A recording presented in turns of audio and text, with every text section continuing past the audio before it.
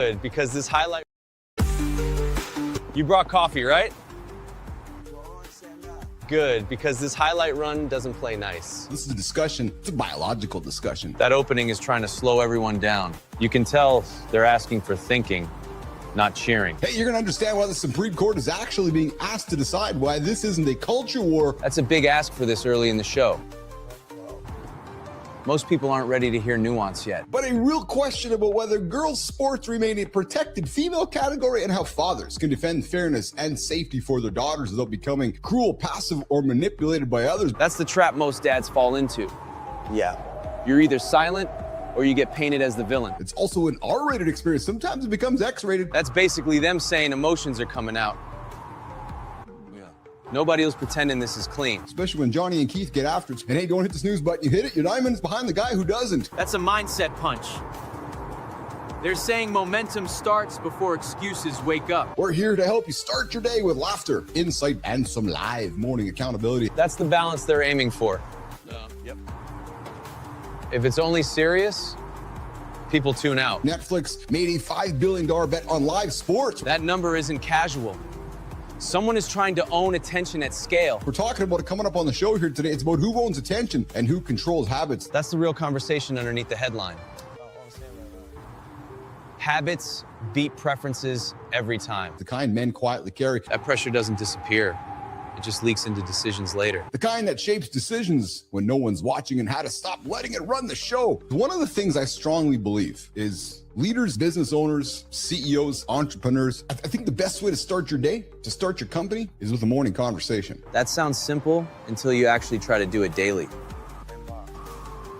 Most people avoid silence and honesty. I love the magic, and I love the magic of building a remote team. This is what I know. And I don't mean remote like everyone is sweatpants and we just, except for Nima and Jimmy. You know, I don't mean remote like everyone in sweatpants and, you know, we saved money on office snacks because we couldn't afford one. No, I mean like remote life. Remote, like we're building connection across distance on purpose. Remote. Most people think remote work isn't a logistics problem, but it's not. Most people think that it's time zoned, it's tools, it's meetings, it's processes. And yeah, if your name is Jimmy, it is a tool, for sure, 100%, because we blame everything on Jimmy. And I love that. I love waking up every single day trying to solve problems and connect people. And I love waking up and knowing that culture isn't a poster on a wall. It's a series of choices, 1,000 micro moments. You can't fake connection, you guys. It doesn't work that way. You can't rely on, you know, being around each other as a substitute for trust. Listen to me clearly. You either build trust or you don't. And when you do it right, it's magical. It's unreal. Remote isn't easier. No, it's just more honest. It exposes bad leadership real fast. It exposes unclear expectations fast and exposes weak culture fast. Did you design connection or did you just remove the office and hope people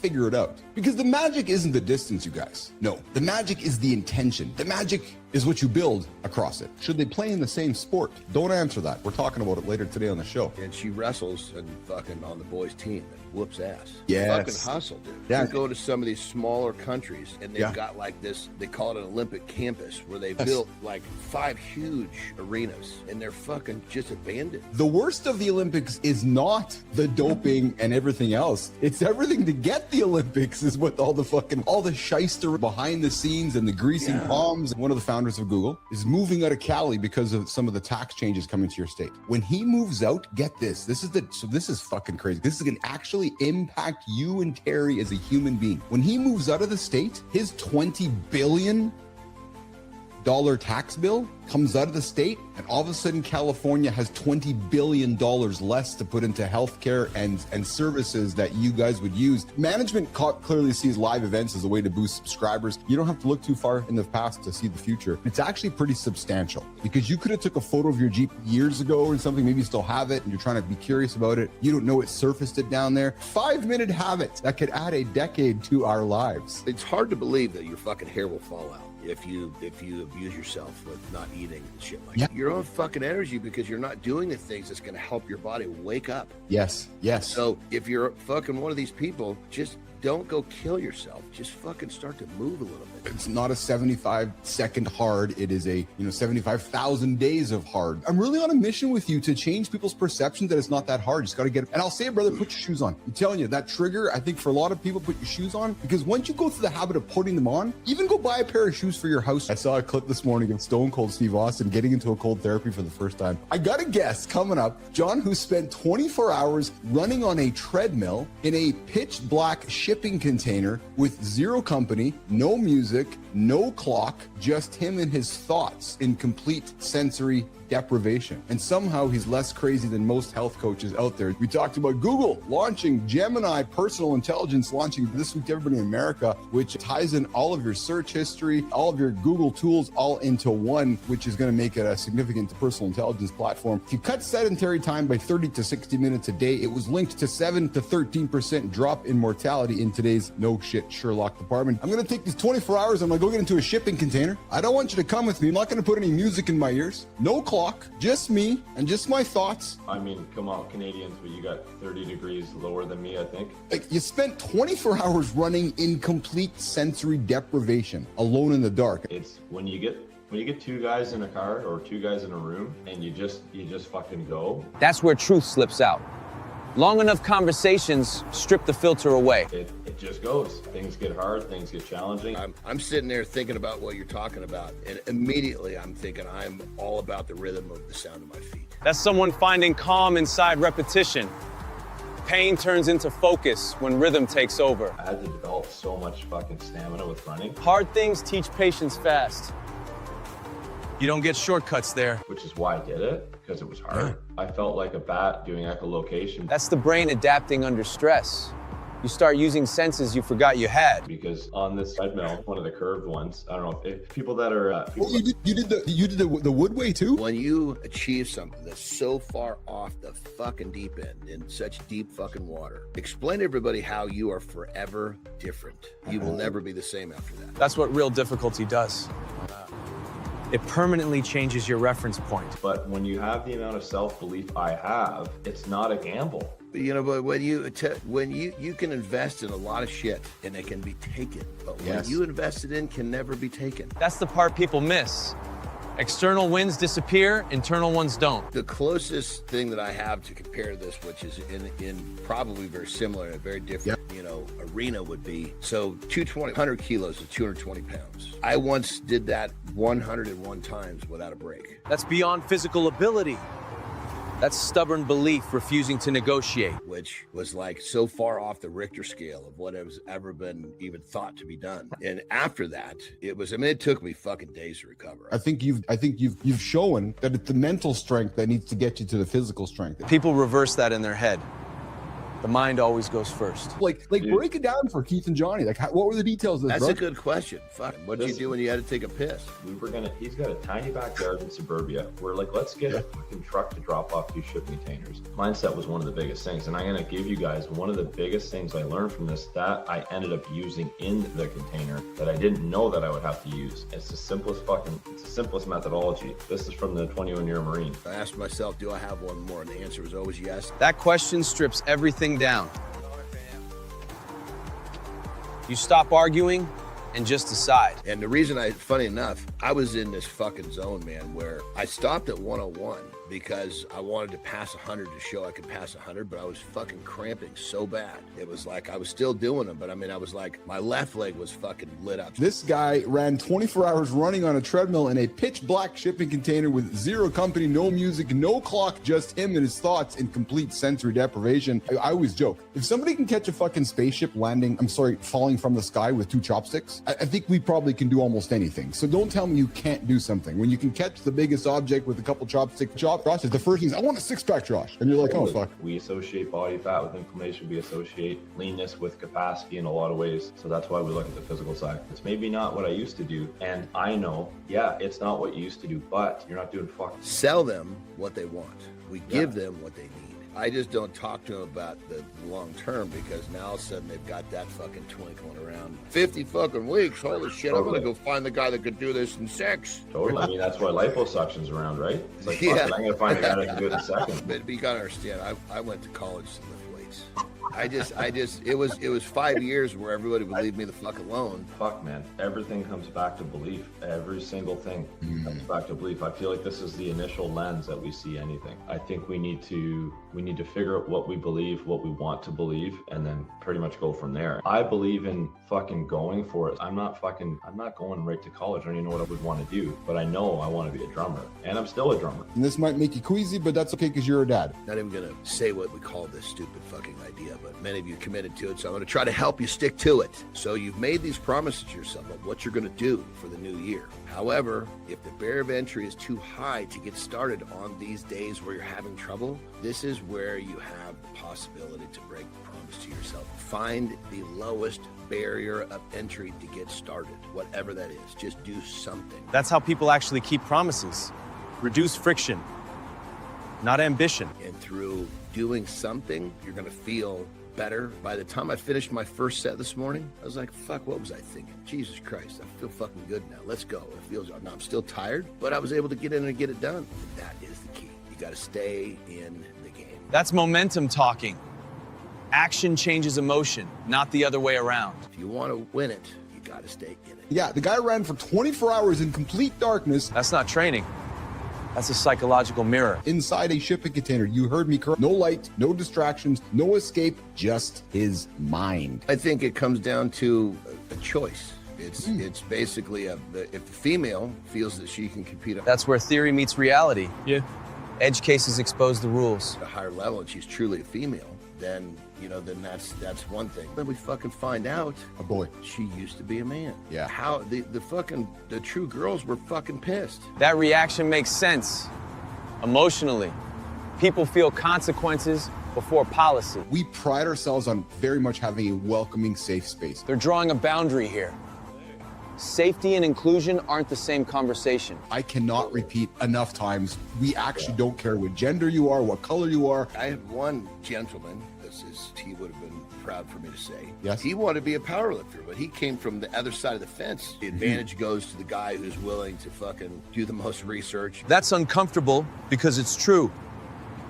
Effort compounds faster than talent. Figure out the best combinations and find the way to the top. We've been speaking the same language the whole fucking time, bro. That's the question adults have to sit with. Easy answers are usually wrong. When you're in a mixed house league, like fucking, are we talking? My son's 11, he's doing house league hockey, and there's someone saying there's a girl here, she's really good, she can keep up. Like, great, you gotta train your way to that, and even then, you probably won't make it. He was a world elite and powerlifter. And he was actually fucking for years dressing up and fucking going out pretending to be a woman, right? And he did get his change, but he clearly said, no, I'm not gonna go and try to compete as a female. It's not fucking fair. But in a lot of ways, we got to talk about courage, because you got to be courageous to believe in yourself all those times. Never thought about that. Be like next level. Yeah. It's kind of like the run into container day. The way you put it that way, like that, wow. Because the entire world is against your belief, Josh, when you make that decision. Can fairness and compassion exist at the same time? Josh, starting with you. Fairness and compassion. Yeah, I believe in any situation there can be more than one truth. You get fucking pushed down the wrong fucking street too soon. Early ideas stick hard. Undoing them later takes courage. You start believing something that you really don't understand, and next thing you know, it's very possible that just planting a seed in a young person's mind too early can, really inhibit their ability to decide what's best for them. The amount of hours and minutes that we talk, if somebody wants to catch a headline and judge us, my words are this: fuck off. And here's why. Because you haven't spent enough time to get to know Keith and John and all the love that we actually have on this show. And part of that is because how many times, if you're an entrepreneur, yes, you've fucking taken that fucking plane all the way to the end of the strip and there's no fucking liftoff many times. Yes. And it's that liftoff that tells you, hey, fucking lined up enough shit properly on this attempt. And here's the truth people don't say out loud, especially the entrepreneurs. Entrepreneurship isn't building a business. No, it's building a relationship with problems. That line explains burnout perfectly.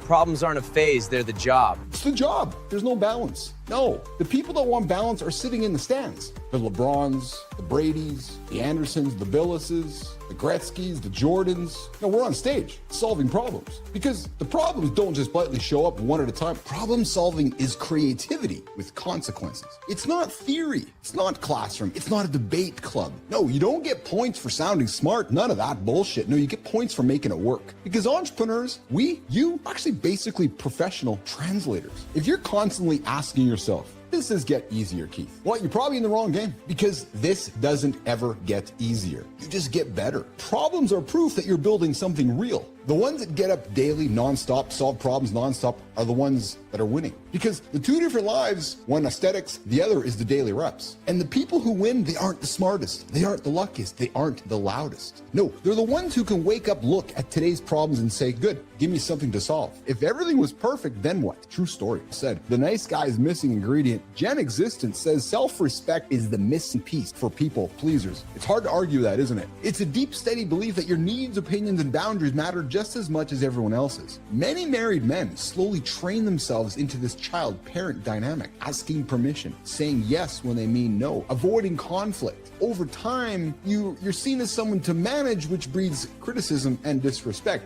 Repent is concrete action over time that makes the world measurably safer or better. Michael Ray became a dad at 50. Yes, brother, 50. Woo! Now he's almost 64. Fatherhood expanded his life, not diminished it. He trains hard. He surfs. He jumps off really tall things because his daughter is already up there waiting. And he rejects the narrative that kids are a sacrifice. Martin is a professional speaker, author, philanthropist. He ran 250 marathons. Ending with that story anchors everything. This isn't motivation, it's evidence. In 1 year, climbed Kill It, raised $1 million for the right to play. Nation, you've seen the clips, now you get the conversation. Chief, back to you, run the show.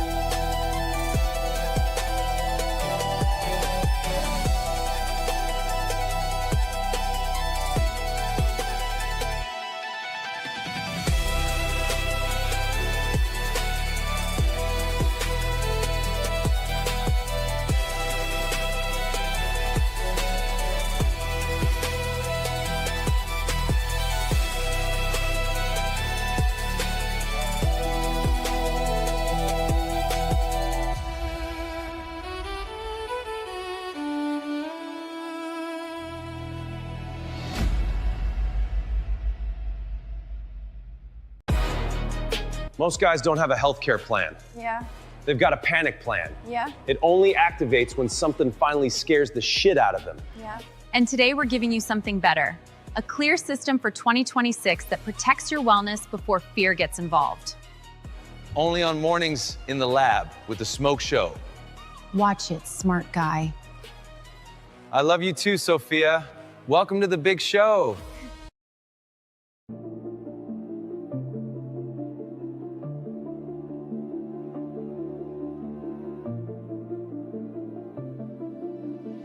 Welcome to Mornings in the Lab, where accountability partner here to help you start your day. Silence makes our monsters grow stronger. I love what this whole segment is them talking to me about this. How to compromise without losing your balls. Everybody's trying to win. Nobody's trying to solve. Live beats perfect every time. Reset is a decision, not a calendar date.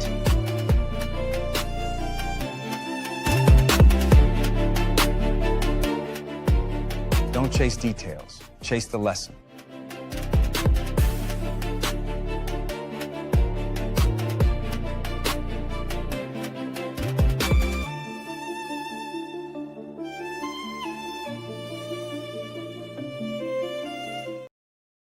The Human Smoke Show. Sophia Grant. And that's Frankie. Frankie the Freak. Good morning, everybody. You're probably doing fine right now. I know you're doing fine right now. Yeah, the sweaty guy here. A little sweaty face. I'm grateful I got to run today. Good morning, Martin. I see you in the green room, brother. Hey, nothing's on fire this morning. Nothing hurts enough to stop you, but deep down, I know you know your health. Your health is being held together by luck, by caffeine, by ignoring those small signals. And you know what, Neiman? It's being held together by the prescription system. Oh, hey, doc, can I get a prescription? Oh, I want the new healthcare plan. Oh, doc, hey, put the Big Mac down. Hey, put that alcohol down. Hey, put that fatty food down. Never mind the healthcare plan. Get up, go to bed early, drink some water, and take care of yourself. Hey, today we're going to show you how high-performing men like Martin Parnell, Keith Billis, John Anderson are quietly replacing that gamble with a repeatable system that protects energy, focus, and longevity before the first scare ever shows up. Hey, but everybody pause, welcome yourselves to this conversation. Put the seatbelts on because good morning and welcome back to Mornings in the Lab with Keith, John, and friends. Your live morning show built on real talk, motivated content, and entertaining conversation. Yes, where we don't just talk fast or sweat from our faces. Hey, I had a big run this morning because I got a monologue to kick it off today. I get to run. Oh man, I was in my hardest moment this morning. I was thinking about the guy who I know that can't run. So I just kept going. Yeah, hey, true story. Hey guys, quick invitation for you before you get the show going. Like the stream, subscribe to the channel, and come say hi in the chat while the sweat is running down my face. And what does "I'm fine" really mean to you? Oh, I'm fine. Hey Jimmy, I'm fine. No, you're not. I don't think you're fine. Drop your thoughts in the comments. This is an R-rated show, guys. Sometimes it's an X-rated experience. Put the kids out of the room and put the headphones in because we might. I think Martin's going to offend the kids here. Jimmy, Melissa, hey, Kai, new member, Kai on the team here. I think Martin is going to offend everybody on the show here today. So, guys, put the headphones in or walk the children out of the room. And, hey, this is a show where you don't hit the snooze button. If you hit the snooze button, you'll be 9 minutes behind the guy who didn't. And I know Martin didn't hit the snooze button because he's back there in the green room here this morning. We are your daily free accountability partner to help you start your day with clarity, momentum, and healthy discomfort. Yeah, I said healthy discomfort to get your ass out of bed and run after those big, audacious goals. Hey, coming up on the show here today, guys, one of the most iconic heroes in gaming history, Tomb Raider, was originally supposed to be a man. What? We talked yesterday about genders, and today we're talking about wrecking my childhood memories of Tomb Raider. Lara Croft, Angelina Jolie, supposed to be a man. Yep, true story. Anyways, Sophia Turner is stepping into the role, and it's not just about outrage or applause. It's about how roles evolve and why certain templates, well, they stick, and why men feel oddly connected to stories like this just decades later. And from there, we're going to take apart a rumor that refuses to die. Yeah, Jimmy told me, Jimmy's adamant that the Earth is going to lose gravity for 7 seconds in 2026. So nation, come talk to Jimmy in the comments. Tell him he's full of shit. Yeah, so apparently we're going to lose gravity in 2026. So and Jimmy's working on convincing me last night that actually we're going to lose gravity in 2026. We're going to walk through what's being said, why it's spread, and what actually happens when physics meets the internet. Jimmy, I have a flat Earth to sell you as well. Yeah, we're also going to touch on new research showing that your muscles don't just remember where you were strong, they remember when you were weak. An illness, injury, time off, it all leaves a mark, and it explains a lot But why getting back in shape feels harder than it actually should. And hey, we're going to wrap the loop up with a look at why tennis, tennis, not pickleball, keeps topping studies tied to longer life. Moving to center stage with Martin Parnell, a man who ran 250. Neiman, 250, not 240, 250 marathons in a single year. Not sure why.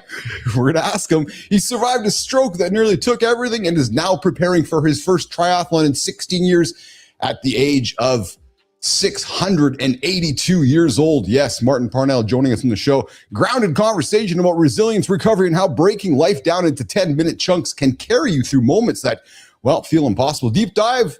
Yes, we got the Petro, Dr. John Petrocelli joining us today. We're going to talk health plans and then morning focus. I got a personal story. Yes, when I became the speech referee, it's a conversation about free speech, responsibility, and how most of us learn where we stand only after crossing a line we didn't even know was there. And we're going to close it up with Maya Reyes in the community corner before bringing over some stories from YouTube, Substack, and LinkedIn. So, hey, nation, grab that coffee. Put the seatbelt on, because you know what happens next. Hey, Jimmy, Neiman, should we tell Kai what happens next? Hey, Kai. Who's Kai, you're wondering? She's one of the new producers here in the lab, because it goes like this. The Morning Loop. Hey, Martin, the Morning Loop starts right now. Why does the internet wake up and pick panic? It's already yelling about gravity like it's a light switch. If gravity turns off, I'm calling in. I'm not dying because of a TikTok countdown. Meanwhile, your body is keeping receipts. Muscles remember your best days, and they remember your weak ones too. That one hits. It's like your legs have a memory card. They save the wins and the layoffs. Then we get the curveball. Tennis is quietly outliving everybody. That's rude to every treadmill guy. So the secret is a racket and a friend? That's annoying. I wanted the answer to be suffering alone. Plus Tomb Raider chaos. It was supposed to be a man, Sophie Turner matters, and honestly, today's lineup is wild. Let's get rolling.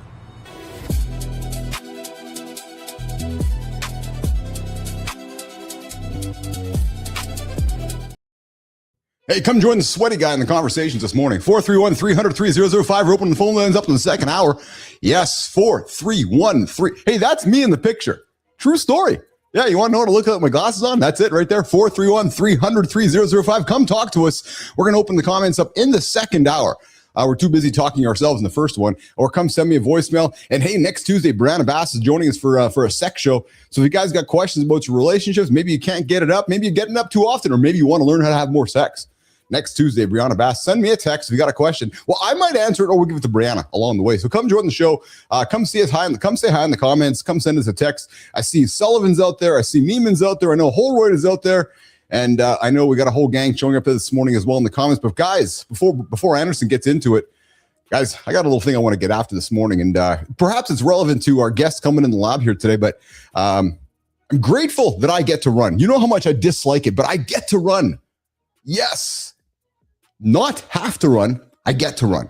Because for a long time, I didn't treat it like a privilege. I treated it like a tool. No, not my own mirror. No, not me, the tool. I treated running like a tool. A way to burn off stress, a way to prove something, a way to earn my food, and a way to punish myself for being, human. But running doesn't care about ego. Running is honest, and it is one of the most stressful things that I do on a weekly basis, and I strongly dislike it. So why do I do it? Because I get to. And it doesn't ask, what you've built, what you've been sold, how many people liked your post, or whether you're winning this week. It just asks one question. Are you willing to take the next step? And this morning, as I got up and got after it and finished my lift, I couldn't help but reflect on our guest yesterday who ran, hey, Martin, guy who ran in a storage container for 24 hours straight in darkness. And I thought to myself, well, hell, if this guy can run for 24 minutes, I know I can run for at least 30. So I did. And I did. And I did. And some mornings, guys, that step feels easy. The legs are loose. The air is crisp. The word is quiet.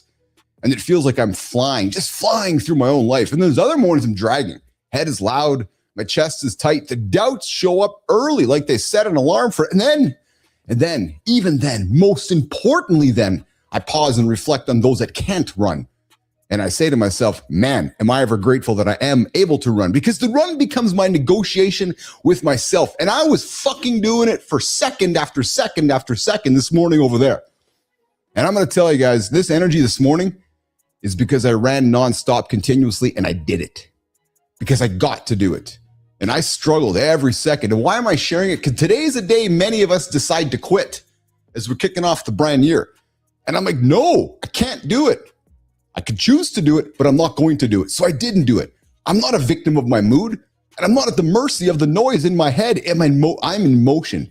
And the motion that I was going through this morning, it changed everything. Running, as I'm learning, is the simplest form of leadership that I know. You choose discomfort on purpose. You choose consistency over comfort because that consistency is leg after leg after leg after. You choose the long game even when nobody's watching, just like the fellow in the storage container yesterday. No applause, no audience, no likes, just you, your breath, and the beat of your own feet. And here's the part that hits me every time. There are people who want to run and can't. They're injured, they're sick, they're recovering, they're aging, they're gone. And I don't say that's to get dramatic. I say it because it's real. The ability to move is not guaranteed. It is not a right. It is a loan. And here's the thing, you guys. That quiet confidence that I got through it this morning, and I did what I said I was going to do. I said I was going to run nonstop until the end. I did it. And that feeling, oh man, that feeling takes me now through the rest of the day. So those of you that are starting the week considering quitting today because you're into your brand new journey in 2026, I ask you this. Do you get to do this? Because think about the person that can't. Let's bring in the big dog, Johnny Anderson, patiently waiting in the green room.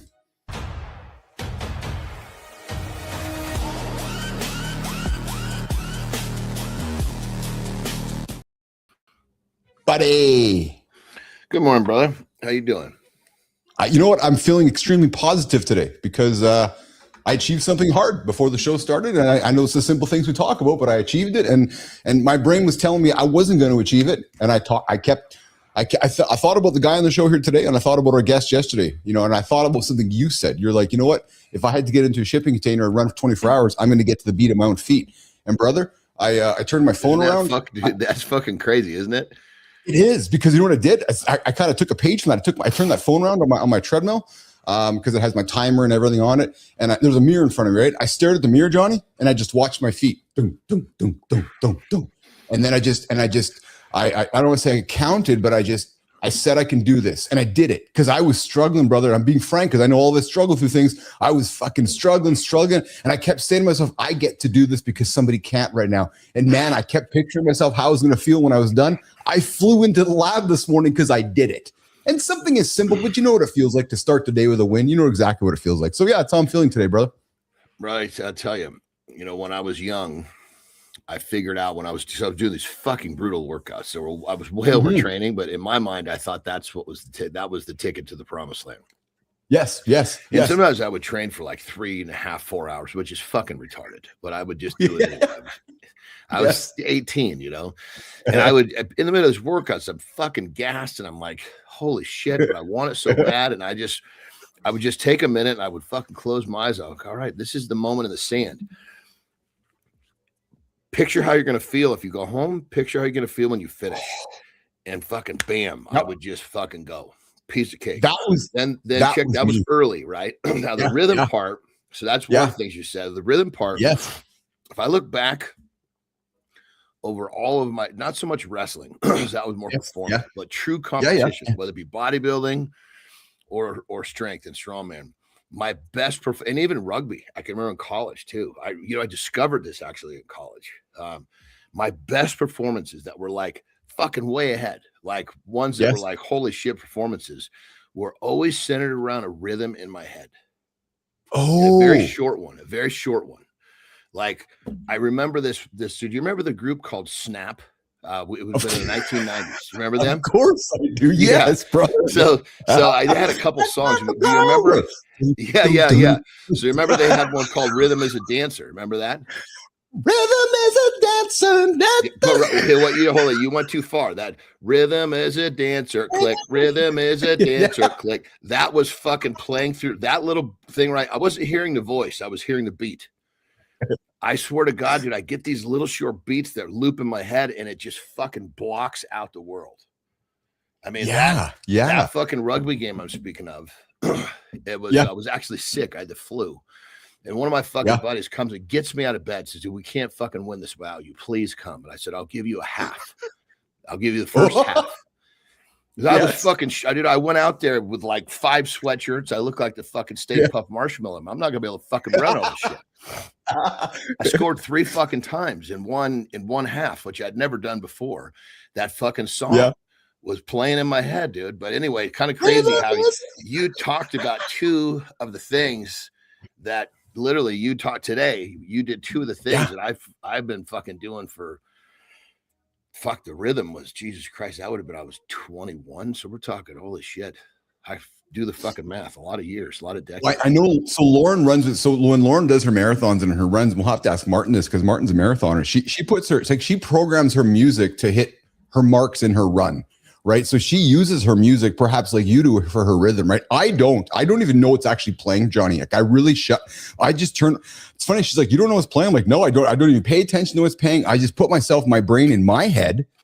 I find this more of a distraction for me, actually. I just put myself in my brain and I actually have to talk to myself because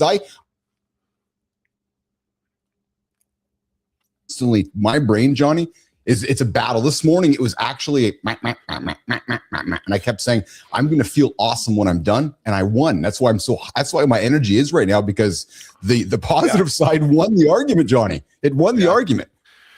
You know that the fucking crazy thing is, and I still am experiencing this a little bit coming out of the holidays. We shift gears a little bit, right? Yeah, I shift gears on purpose. It's my time to fucking see my family and. Yeah. So normally when I'm in my fucking zone, I don't think about anything. I just do. There is no thought. Yes. Yes. Right now, I'm trying to get this. I probably have it down to 2 seconds, but a month ago, it might have been 5 seconds of pondering. Dude, what the fuck are you thinking about? Go pick up your fucking shorts and put them in the fucking lawn, whatever it was. You know what I mean? Really? Yeah. Yeah. But what I'm pointing out is it is a fucking single behavior pattern of stepping or thinking.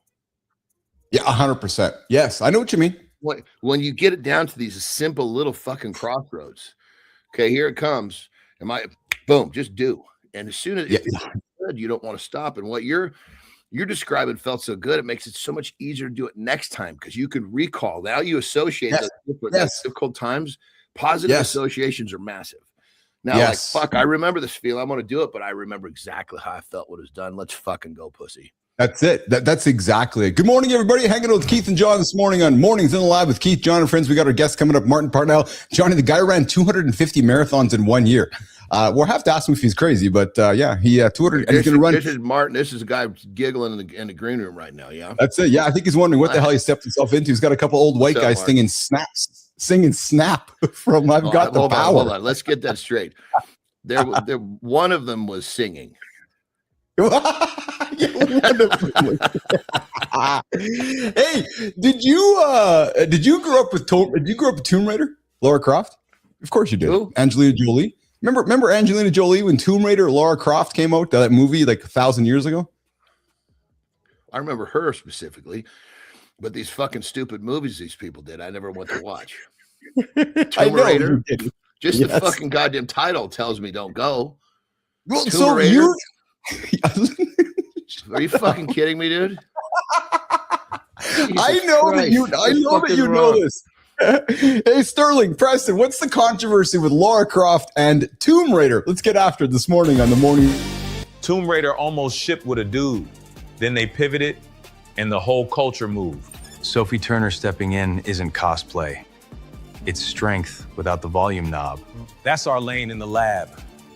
We don't chase loud heroes. We chase the guy who can repeat it daily.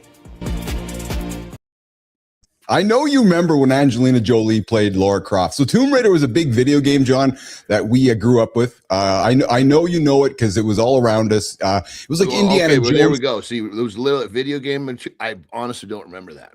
No, but it was a cult. So you would have saw images of her like on posters because when Angelina I remember Jolie, the movie. I remember you couldn't fucking get away from the movie. That's part of why I didn't go see it. I was the resistant to pop culture. Remember? Yeah, I do. Yes, I do. So my point is, they're re-released. The movie's coming out again, and Sophie Turner, actress, is going to now step into the Lara Croft role. But what I found fascinating when I dug into the story is that it kind of links to our conversation yesterday about boys playing girls sports and girls playing boys sports, is that many men don't know this, but Laura Croft is actually supposed to be a boy. Yeah, true story. So, but the pivot took the advantage that it was the decision helped Tomb Raider stand out in the '90s market and turn Laura Croft into a cross media icon. So, I thought it was quite fascinating because most of us don't know that it was supposed to be a man, but when they first established that character, John, it was too close to Indiana Jones because we both grew up with Indy, Harrison Ford. Right. And they had to change it to a girl, hence Angelina Jolie. And then it became a girl thing. But most men don't know that even though we're all talking about Sophia Turner, it actually was supposed to be a guy. So that was kind of neat. There you go. Little culture news for you this morning on the show. Well, so think about it like this. Yeah. If you got 10,000 people, average people running, oh my God, we got to check this out. Right. Yes. Which is what fucking happened with some of these stupid fucking movies. Right? Yes. Nothing against her. It was just Tomb Raider. Are you fucking kidding me? Anyway, Yeah. I can tell. Let's put those 10,000 people on a fucking line. Very few of those people I'm going to want to fucking sit next to. I'm just talking about in my beliefs and what I'm trying to achieve. These are the motherfuckers. A good chunk of these motherfuckers are standing in the fucking line in 7-Eleven buying a fucking real Coke and a fucking pack of cigarettes and a lottery ticket. And they're taking way too long to fucking pick out which scratcher they want. These are the people I try to avoid. I don't want to gather with them in a fucking movie theater. I'm not far behind you, Anderson. Hey, before we get into the next one, I got something for you. So Jimmy is trying to convince me that the Earth will lose gravity in August 2026. I'm trying to tell Jimmy that he's full of shit. And he's like, Keith, I'm telling you, man, that Earth is going to lose gravity in 2026 in August. So I thought I'd throw the question to Sterling and Preston. Hey, Sterling and Preston, are we actually going to lose gravity in August of 2026? If this was true, you wouldn't see it on TikTok first. You'd see it in the sky. Exactly. They're selling an image, not a claim. Here's the test. If it needs a countdown, it's bait. If it's real, it shows up everywhere. I pride myself on putting facts out there, and there's a ridiculous rumor on the internet, because we know everything's true on the internet, John, that not only is the Earth flat, but it's not just the internet. It's TikTok. If you hear on TikTok, you know it's real. Well, and if you heard it from your neighbor over there, well, they said on TikTok, oh, okay, great, that's even more real. But apparently there's a big rumor going, a big hoax going. I was even talking to my kids about, oh yeah, Dad. I'm like, no, fuck, come on, stop. That no, Earth is not going to lose gravity in August of 2026. So Johnny, here's how it goes. The rumor claims Earth will experience a 7-second gravity blackout on August 12th. It's 7 seconds. We'd all be fucking 200 feet in the air. Well, then what? We get gravity back. We all fall down to fucking become. Now what? If you're in the wheelchair business, you're in fucking great shape, right? Well, that's the claims, is that apparently tens of millions of people are going to die from this. No, that is not going to happen in August of 2026. The Earth is not losing gravity. Keith and John will be here on August 13th of 2026 doing the show. So, and so I just, nope, nothing like that's happening. But I'll tell you what is happening, Johnny. I do have some news that your muscles remember your strongest moments. And there's some research that they also remember your weakest moments. What's going on with that, Sterling? Here's the headline I can't shake. Your muscles remember strength. They also remember weakness. This is why maintenance matters.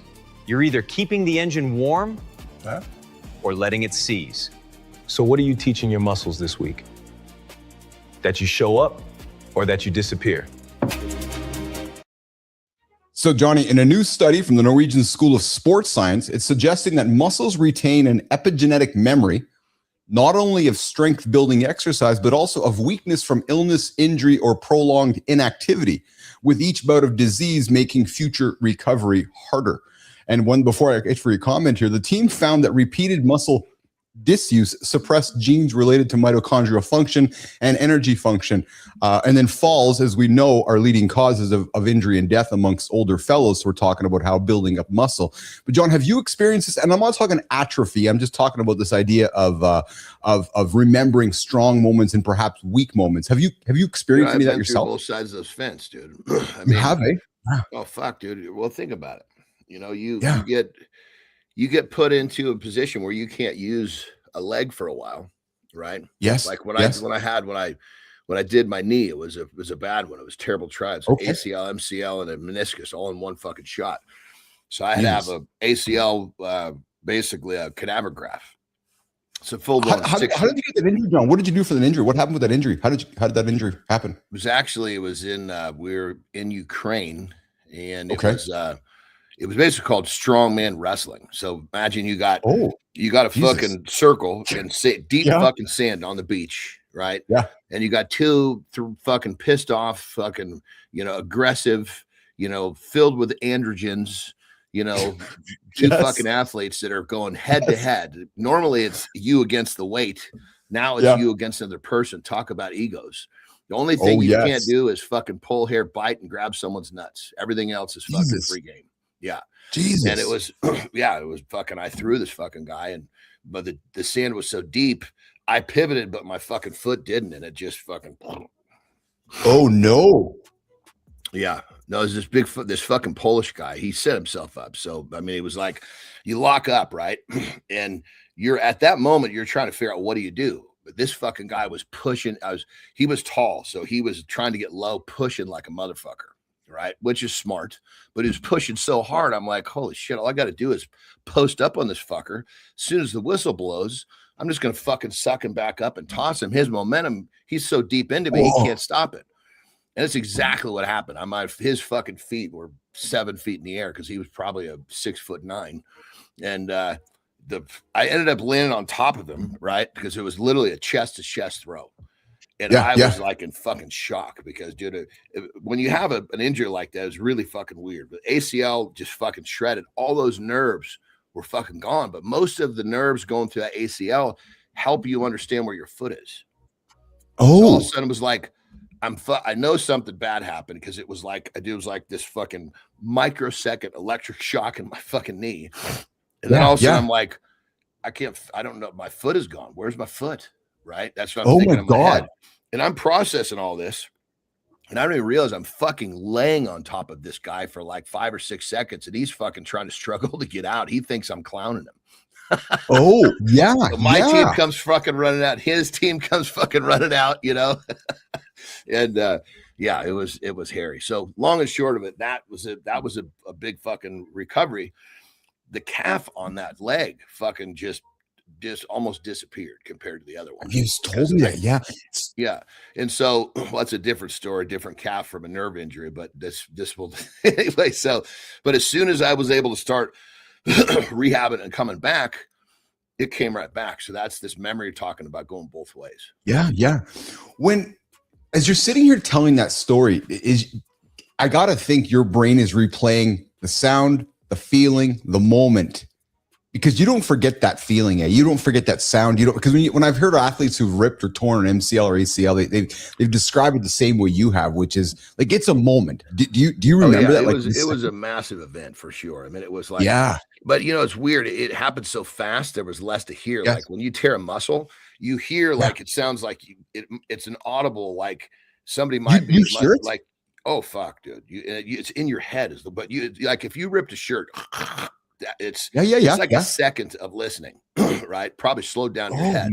This thing was just it was more like a flash of light. This one, Jesus Murphy, like this intense flash of light. Wow. Yeah. Today we got a guest who went from not being able to walk, John, to the bathroom by himself after a stroke to running a marathon in one of the most dangerous countries on earth. And he's about to attempt his first triathlon in 16 years. Martin Parnell is joining us in a few moments here on Mornings in the Lab with Center Stage, Sophia Grant, Keith Billis, John Anderson. I got a sport coming up, John, that keeps us healthiest the longest, and no, it's not pickleball. But before we do that, I know you like cool shit like I do. I know you have as curious, if not a more curious mind than I do. And I'm always just curious about how things work. Well, so a few months back, there was a big explosion happen over in Europe and in Iran, where they dropped that big bomb on that big piece of concrete. And again, I could care less about the politics of it.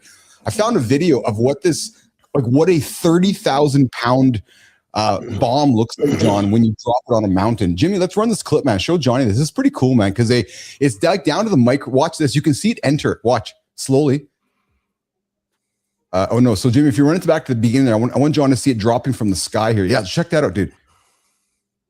So this thing is 30,000 pounds. It's the biggest bomb that America has, and it shows it. Jimmy, if you go back to the beginning, though, I think you can see it at the beginning when it's done here. Watch this thing slowly come from the sky. Look at that. See the top right corner? Look at that. Yeah.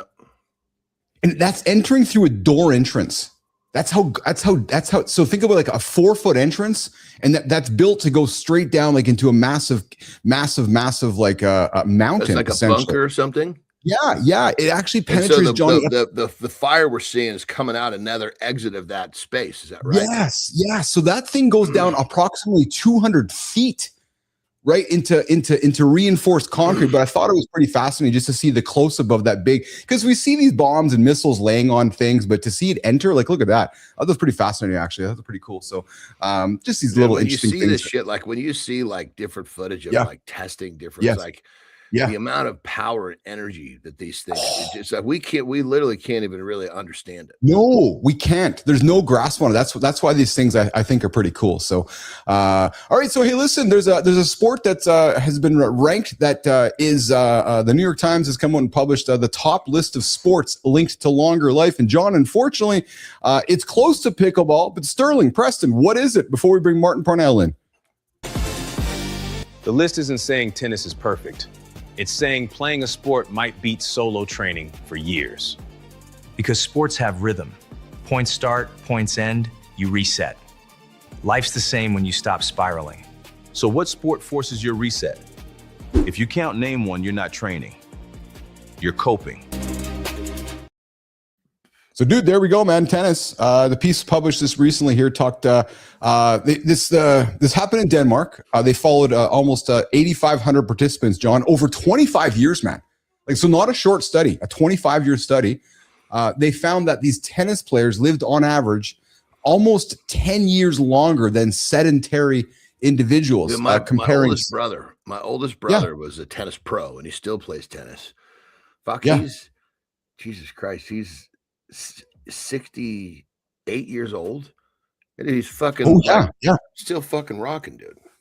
I mean, if you look at him, you don't think this is a fucking almost 70-year-old man. No shit. Yeah. So they did some other ones too, which was soccer, 4.5 years, swimming 3.5 years, jogging. Sorry, Martin, jogging 3.2 years.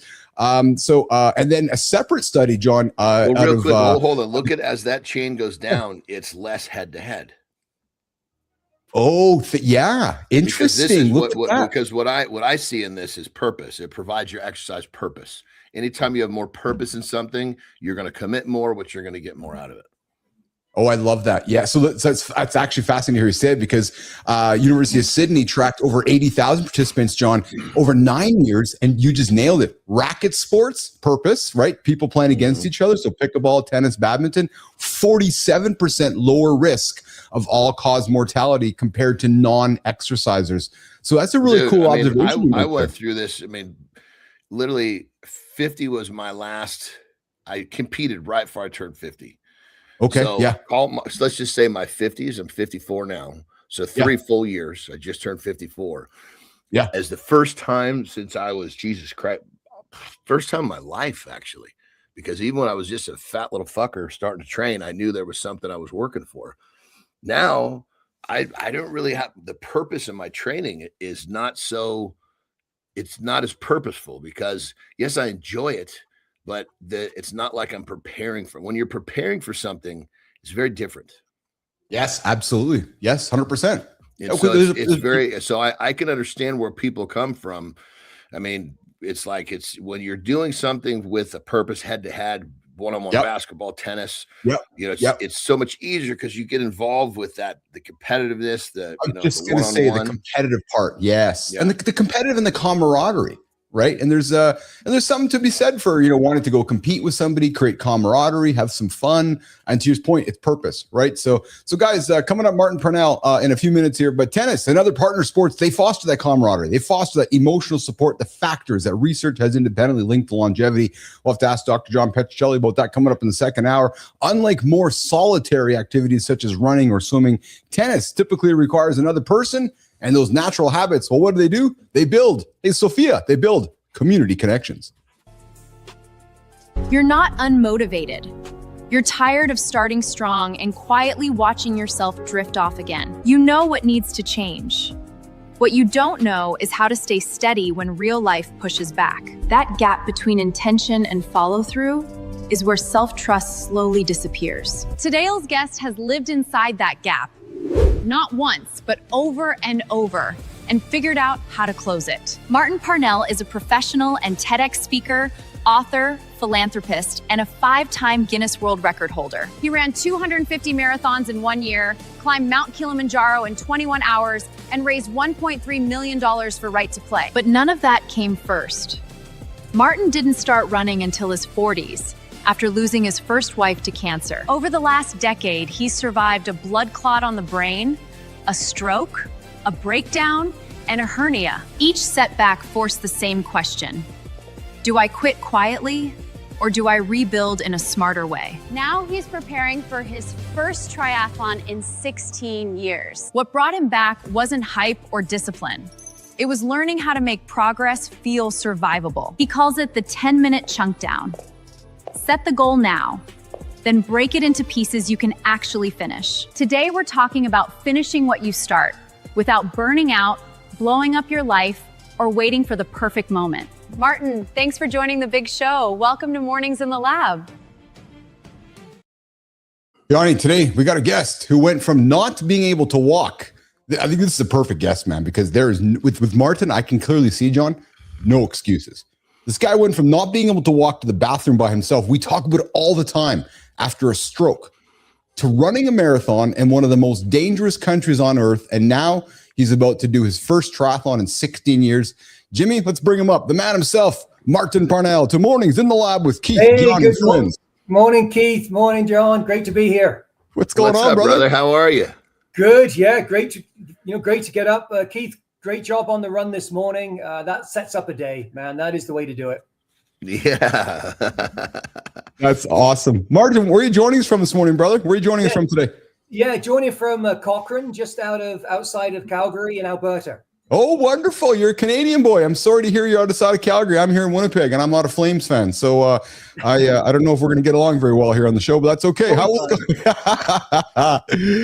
So, Martin, dude, I want to get right into it, man. You have a stroke. You can't, you got a big setback in your life, but the setback didn't stop you. It's like that setback was your ignition to go and, jump into life.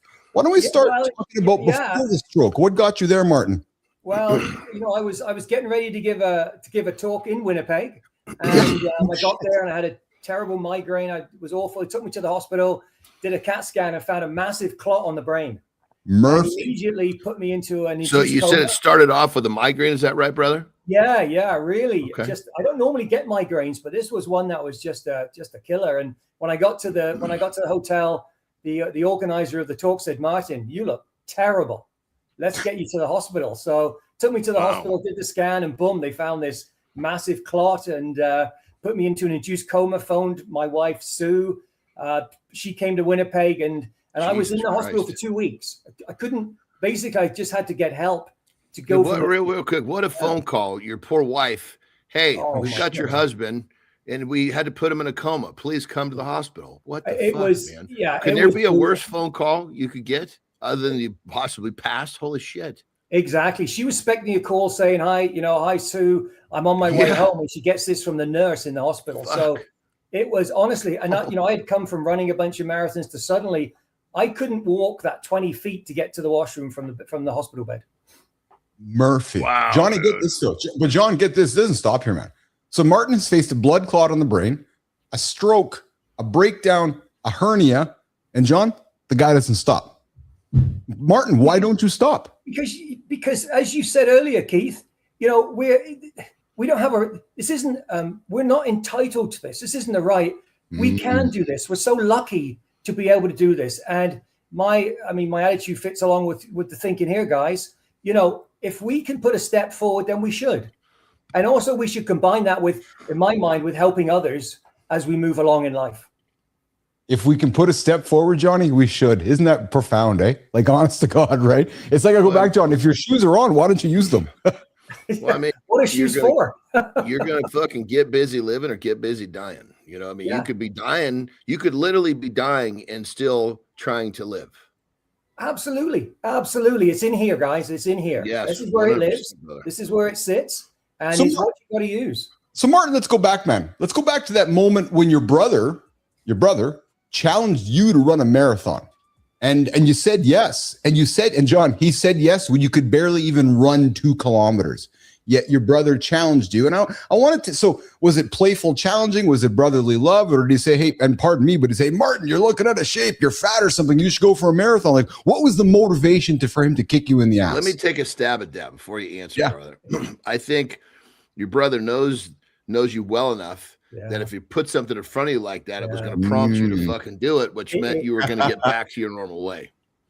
Absolutely, John. I mean, you know, brothers, siblings, my God, you know. Love it. You can't love them, you can't hate them, right? So, you know, the brother, I mean, I got 2 younger brothers and very competitive, you know, whatever. I don't care what you're doing, someone's got to win. And so I got the call on my birthday. It was my 47th birthday.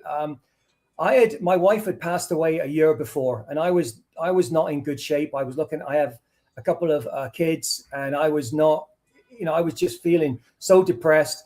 And I think it was synchronicity. You know, my brother phoned me. I'm not saying he did this knowing this would help me because he's my brother, you know, he challenged me, but I said yes right away. I mean, I just felt I had a yearning. I needed to do something to help myself in this headspace. And that night I went out and I had a pair of tennis shoes. Funny you should mention tennis. Pair of tennis shoes and some track pants and a fleecy top and a hat. It was in Sudbury, Ontario in the winter. I went out, I ran that 1K out and 1 came back, and it was terrible.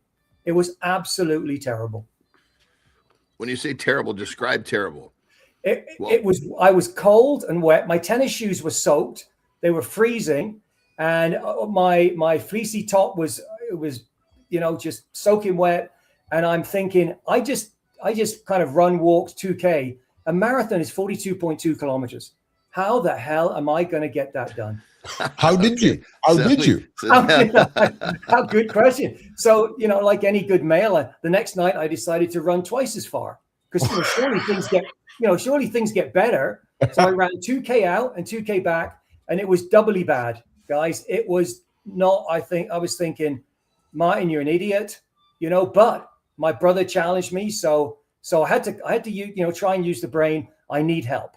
I got to get help. So over the weekend, I went down to the running club in Sudbury and said, hi, I'm a new runner. I'm 47 years old. Can you help me? Wow. Just like showing up to an AA meeting. I love that. John, Martin has 5 Guinness World Records in endurance events. And for the guys watching, so right now, Martin, we're mid-January. It's unfortunately Quitters Week for folks that are trying to get themselves together in 2026. But you didn't quit. What's the difference between setting a goal, Martin, from your experience, and then actually following through? And from what you've observed in your, you know, incredible journey through life, where do most people fail when they set a goal and then they can't follow through? Yeah, you know, the thing, and going right back to that first marathon, I mean, after those, you know, first couple of efforts, I thought, this is useless. Like, what can I do? And so I had to do one step. I had to do one thing. I thought, well, what's one thing I can do to maybe get me along the journey? And I know asking for help is not easy sometimes. You know, in my work life, I got help. I got in a work situation, I got counseling, and I got counseling after my wife passed away. I thought, well, that helped me. So let's ask for help. Let's find somebody, an expert or somebody who can maybe take me on that next step. And that was I the love big that, step, brother. guys, taking that next, just saying, I need help. Look, I need help. Brother, I would like to do this, but I just don't know what to do next.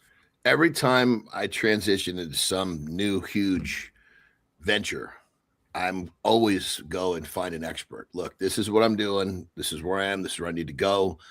You have the knowledge I need, and I need it now. So let's fucking work something out. Give me that shit. Let's go. No, that's right, John. I need it Martin, now. Like, John walks into Keith and Martin's coffee shop. Hi, I want to be an expert in coffee, and I need your advice, and I need it now. Okay. that's the way to do it. Well, because I mean, when you're talking with a coach, what does he want to see? He wants to see the first step. He wants to see a certain. Yes. Guys, you know, a good coach is not going to fucking work with you unless you show him what he wants to fucking work with. Exactly. And let's be clear. The only thing that's going to happen is what happens right now. The only thing that's happening right at this moment is me and Keith and John having a conversation. Yeah. What happens now is what it's all about. Yes. Whatever happened in the past happened. Whatever the future is going to bring, it'll bring. But you got to do something now. Well, I'll tell you what the future's bringing. The future's bringing nothing but synthetic content to our world. And I got a video for us. I got a quick little segment called AI or Not AI. Johnny, question for you. Martin, for you. Jimmy, run the clip. Do you guys think this is an AI or not AI segment? Before you run that clip, host, we just got to say, last time, Martin, he bit on the worst fucking is it AI? It was unbelievable. He thought it was real. It was almost embarrassing. So if he does it again, forgive me, please. Okay, let's see it. Bring it on. Bring it on, Nick. Bring it on, buddy. So we have a young man on screen here. And Martin, do you think this is AI or not AI? That's AI. Interesting. Johnny, AI or not AI? I want to be able to hear it before I don't have quite enough information. Hey, is there some audio, Jimmy? I don't know if there's audio or not, actually. I spent the first 50 years of my life believing the same lies you probably believe right now. I thought I had it all figured out. I had the career. Johnny?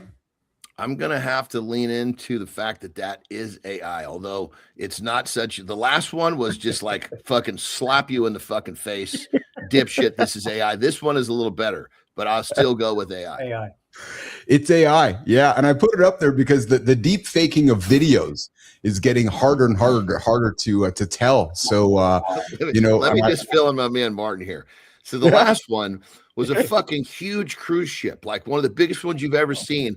You guys on the fucking desert, like up on the fucking desert, like no ocean within fucking sight. And he thought that was fucking real. Oh no, Keith, no. That's terrible. So when you're looking at that, you don't even at first have to look at does it look real? You just know it's not. So Martin, it's like looking at a fucking guy with 16 heads. Is this AI? Martin, you talk about brotherly love. Well, you can see our brotherly love. I can see the guy. Yeah, that's good. I like it. Hey, Martin. So in your workshops, you talk about people who are motivated for change, right? It's a brand new year, but yet there's this lack of clear, actionable process. Martin, what's the biggest misconception people have about goal setting? Well, I think there's a whole bunch of, but number one is they almost start with a defeatist attitude. Well, it's a goal, but I really don't think I can do it. Yeah. Whatever it is. So I think let's give yourself a break and say, okay, let's have a goal. A buddy of mine, I'm just kind of doing some work with him for a 10K walk. And this guy, he a 10K walk. A 10K walk. Let's walk before you can run, John. Okay, let's get going here. No, and that's fine. If that's what he wants to do, that's great. So but he didn't know where to start. And so I said, well, look, why do you want to do it? And it's interesting, his reasons. He wanted to have better health. I said, what else? He said, well, I've got a whole wardrobe of clothes I want to wear that I haven't worn for 15 years. I said, you need a strong why do you want to do it? Because that why is going to get you through some really tough times. And so we're starting off now. We've laid out a plan for this next 6 months for him to build his walking up. Because if he can build his walking up to 10K and keep going, he can then go beyond that. So 10-minute chunk down, one little piece at a time. I love your thing that. of chunk down, brother, because Yeah. obviously I don't have an experience with running like you're talking about, but when I was doing like, say, if I was doing, say, squats to failure, I might be doing like 40 reps with a shitload of weight. I'm not getting in there thinking I'm doing 40. I'm getting in I'm going to go straight to 10, take a couple deep breaths. Okay, I'm going to bite off 5 more. Every time was just biting off another small piece because my brain knew I had 5 more. If I got to 10, took my breaths and said 30 more, all I did was fucking ask for a whole bunch of fucking limited beliefs to start trying to get in my head. But I say, then at the end, like usually once I'm in the 30s, mid 30s, can you do one more? Yes, you can. Boom. Get to the top. Can you do one more? Yes, you can. Boom. The same exact concept. I love John, it, exactly. Yesterday I was on my treadmill because it's pretty cold here in Cochrane, training for this Ironman 70.3, in 6 months time. And I'm trying to do a bit of speed work and I felt terrible. That first 200 meters on the treadmill, I'm thinking I'm done. But I said, Martin, get to half a K and then quit. All right. Just, don't stop now, but get to that half a K and quit. Well, I got to the half a K and I thought, well, let's get to another half K. Yes. Right. And then I got to 1 kilometer. I thought, well, okay, I've got to do 6 kilometers. That doesn't matter. Don't worry about the 6. Just get to that 1.5 K. And I said, you can quit once you hit 1.5 K. Okay. But you don't quit. You got to keep that going. Keep that reps going. Martin, who keeps you accountable to yourself? One little go ahead, thing, Johnny. I want to go on what you're saying. So fucking beautiful. Like when I have clients who are having a hard time getting and investing themselves in any sort of exercise, I'll say, look, we're going to start off. You have a non-negotiable every day with a 1-minute walk. Put your shoes on and walk 1 minute, because probably about 57 seconds, you're going to think, fuck, maybe I'll do it for 2. But you'll always start with a 1 minute fucking non-negotiable. If I said you got to go walk 30 minutes, you're hemming and hawing. Oh, no. 1 minute. I just want to share with you I got 3 steps here. Okay. So the first step is what I call stuckedness. So when you can't get going, when you're not sure what's happening, you're in stuckedness. You're just stuck. You're like in mud. You just can't move. Get moving. Once you get moving, the next step is stickability. Stick to it. Stickability. Just stick. As you can work your way through with a 10-minute chunk down, you'll start to grow. You'll start to learn. And finally, when you hit your goal, you will be an accomplisher. We all want to be accomplishers. Let's do it. Love it. Martin dropping nuggets this morning with Keith and John on Mornings in the Lab with Keith, John, and friends. Joining us from Cochrane, Alberta. Yeah, Martin, you have faced some major life transitions. Whether you've lost this, John, he's lost his spouse. You've dealt with a healthcare crisis. You've pivoted careers. What we have experienced with the people that come through our show is this idea of chasing an interest or chasing a purpose or chasing a why. How did you and how have you found your why again, time and time and time? And what has been that process for rediscovering your purpose or your why, Martin? Yeah. And again, goes right back to that first marathon, 2002, 47 years old. And my wife had passed away. And I was lost. I'd lost interest in my job. I was an HR manager for a mining company. Yeah. And I needed something. There was something missing. I had 2 older kids, and I said to the kids, I'm struggling. I was honest with the kids. They were in their late teens, and I said, I want to get running. And I read about a trip across Africa, a bike trip from Cairo to Cape Town, 4 months of cycling across Africa. And for some reason, I had a yearning to see Africa. So I signed up. Now, I'm not a biker, but the beauty was that each day you would cycle 100 kilometers. But if you didn't make it, a truck would come and pick you up and take you to the next campground. I thought, that's fantastic. I can cycle. Maybe I can do 30K, whatever. And then a truck will come and pick me up. So I signed up. And Hold on. So you signed up because you thought that if you couldn't finish it, the truck was going to pick you up.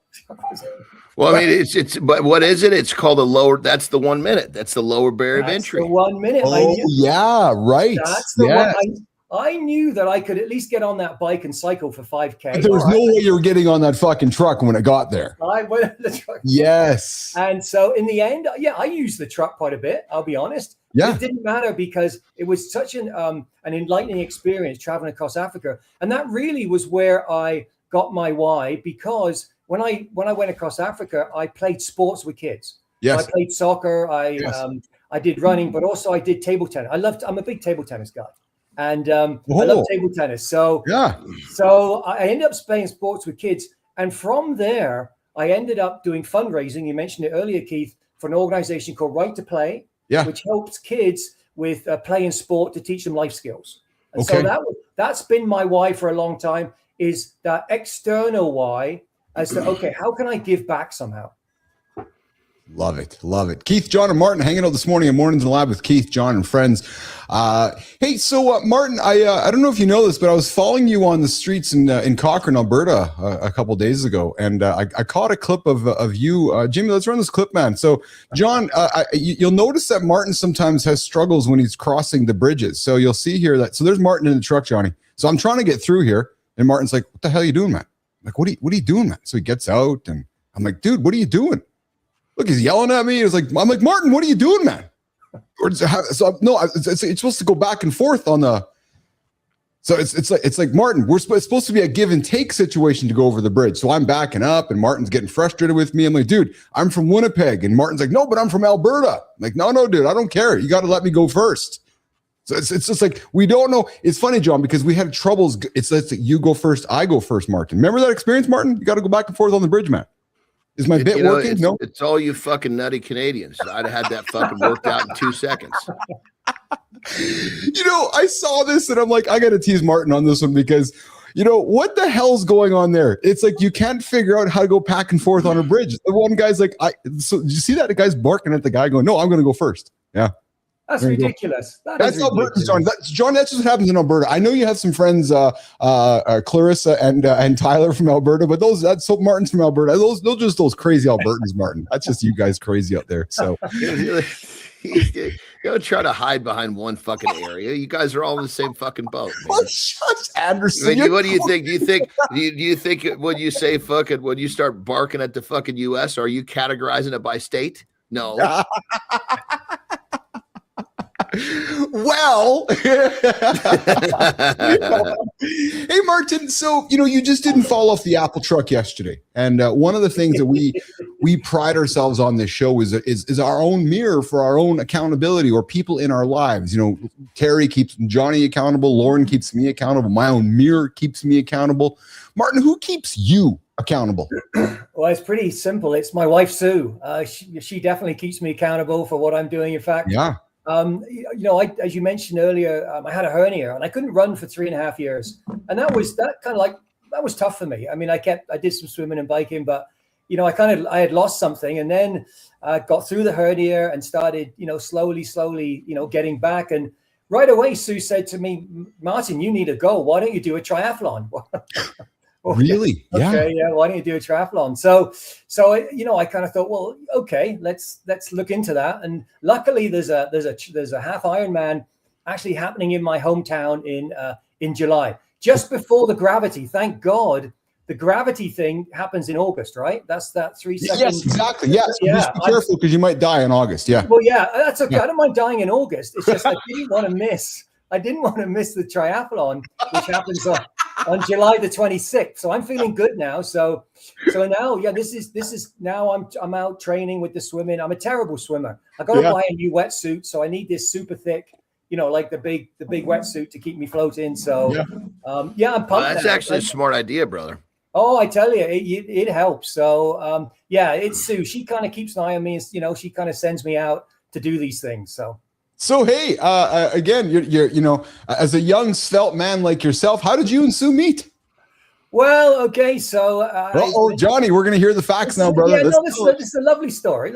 So I had started running. I'd done my first marathon in 2002. I was feeling good, but I was alone. People tried to set me up on dates, and they were not very good. We won't get into that. But what I did is I went to England. Because I wanted to see my sister Jan, and she was in England, and I wanted to go to England for the Christmas of 2003. Went to England, and my sister Jan said, "You should meet Sue. You really like Sue." Well, I went there for a month, didn't meet Sue, no sign of Sue, nothing. And so we went one evening, or the evening of the New Year's Eve, December 31st, 2003. I went to a party with Jan, and she brought along Sue. and I met Sue. Sue's a retired teacher. We hit it off, but the problem was I was heading back to Canada a week in the new year. So we stayed in touch. And for 2 years, we did long distance connections. Sue came to Alberta for a visit. I went back to England. We did this 2 years. And then one day I was in England and I asked Sue to marry me and she came over to Canada. Wow. What a love story. That's awesome. Thanks for sharing that, Martin. That's awesome. Hey, good morning, everybody. Hanging out with Keith, John, and Martin this morning on Mornings in the Lab with Keith, John, and friends. We're going to do lifestyle tip and reset hour 2. Hey, Martin, we have a conversation coming up in about 2 minutes around the new healthcare plan for men and just, motivating men to make some good choices in 2026. Dr. John Petrocelli is going to join the conversation. Would you like to stick around for a few minutes with us? Absolutely. I'm here. Let's do it. Johnny, we'll do lifestyle tip reset hour 2. We're going to bring in Petrocelli, Parnell, Billis, and Anderson and talk about the new healthcare plan for men. And John, it is not about going to the doctor and just getting subscription after prescription after prescription after prescription. Jimmy, lifestyle tip with John Anderson coming up right now.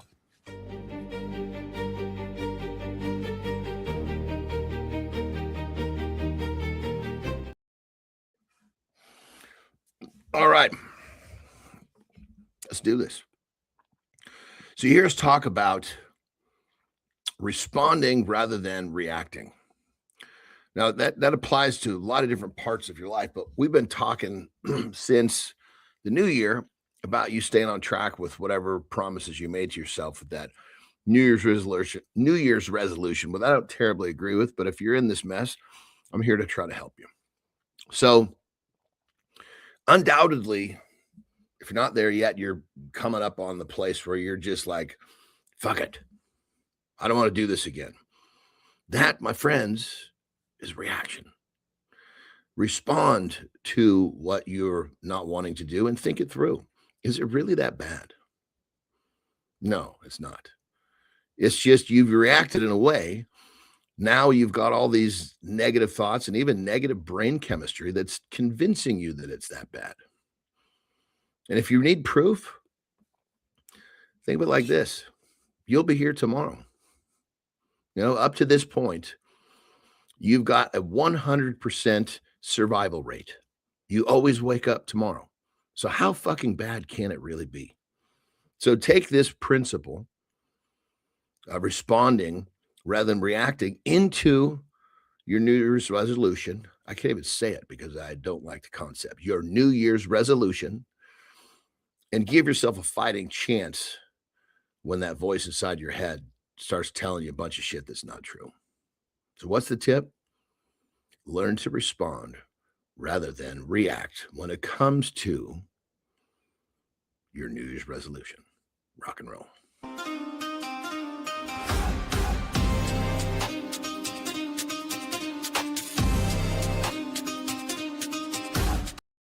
Welcome back. You're listening to Mornings in the Lab with Keith, John, and friends. And if you're just joining us, you are late, baby. You're an hour late, but hey, we're glad to have you here. I got an invitation for you. Hit that like, hit the subscribe, and come say hi in the comments. This is a live experience. It is R-rated. Sometimes it's X-rated, and we want you to be part of the conversation. Guys, wrapping it up. Yes, we talked about how Tomb Raider was, Tomb Raider was supposed to be a guy.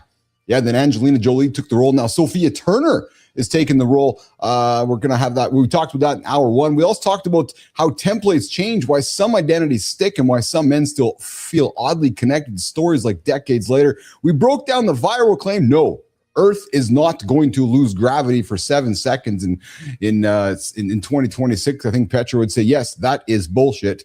And we're going to dig into we dug into some new research showing that your muscles don't just remember your strongest moments, but they also remember your weakest: illness, injury, long layoffs, etc. And we talked about tennis keeps people younger longer. Not running, Martin, tennis. Center stage, Martin Parnell, 250 marathons in 1 year and a stroke that nearly took everything. He's going to stick around for our conversation coming up around the men's healthcare plan. And the conversation with Martin was great, man. It was a grounded conversation about resilience, memory, and how breaking life down into 10-minute chunks can carry you through moments that feel impossible. Hour 2, guys, the new healthcare plan, not insurance, not doctors, just making some good decisions. We're going to do that conversation with myself, John Petrocelli, and Martin Parnell. After that morning focus, I'm going to talk about when I had to become a speech referee. And listen, I'm a free speech absolutist. I got a little monologue coming up about how I had to struggle with moderating people's speech. My arrays are closed out. Community Corner. We're talking YouTube, Substack, and LinkedIn. Jimmy, let's get into it. Hour 2, it's going to start right now. Some men don't ignore health. They avoid it with optimization. That's me. I'll buy a device before I'll face a number. What number are you scared of? Don't answer. Just notice you flinched. That flinch is data. Men hate that part. Because data forces choices. Choices cost comfort. And comfort gets expensive fast. That's the bill nobody budgets for. So what's your 2026 plan? Are you tracking reality or tracking coping?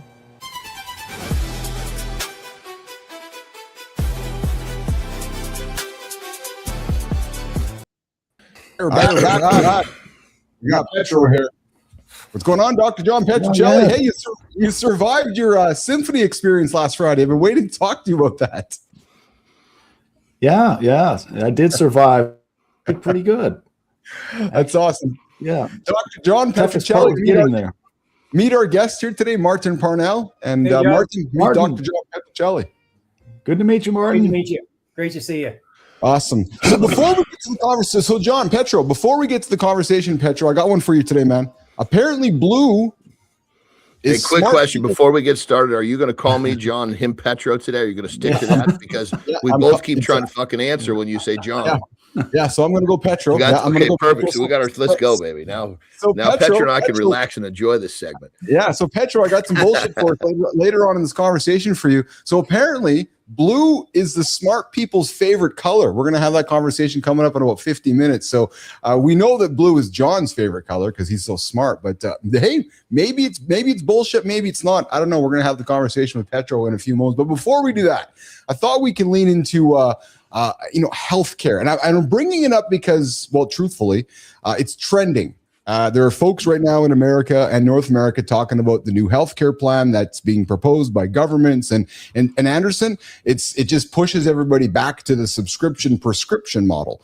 And I thought we can have a conversation today as we're getting into 2026 about what a healthcare plan really is. And with Parnell here and Petro here, it's about prioritizing, proactive, taking care of ourselves. What would you say to? Let's start with you, Martin.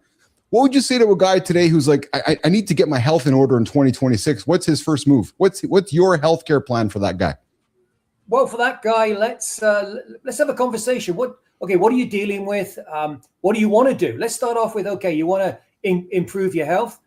Are you walking? Are you doing anything? Let's find out where that person is. And then let's look, okay, how can we move one step beyond that? Yeah. Petro, why do you do what you do? Mark, we didn't find out how old Martin is. Do we know he's a savage? How old are you, brother? This is AI. Guys, this is AI. Yeah, how old are you, Martin? My 70th birthday was December 19th, just passed. Are you Very serious? nice, brother. Very nice. Oh, I thought you were 62, actually. I swear my notes said you were 62. Wow. Okay. No, and the reason I'm so excited about being 70 is we talked about, if I may mention, the triathlon coming up, the one with the half iron.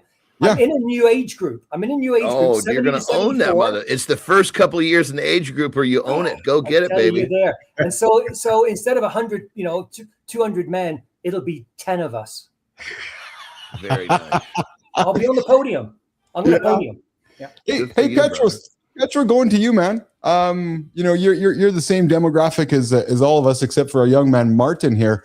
So this may sound like an obvious question for you, but why do you do what you do? Like, why do you take care of yourself? Why do you walk to the gym and do your pull-ups and and I know it might sound obvious, but maybe there's a reason that you haven't shared with us. Why do you do what you do?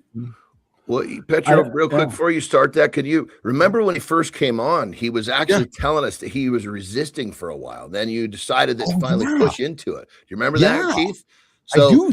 Yeah. Talk about, there must have been a transition right there somewhere. Yeah.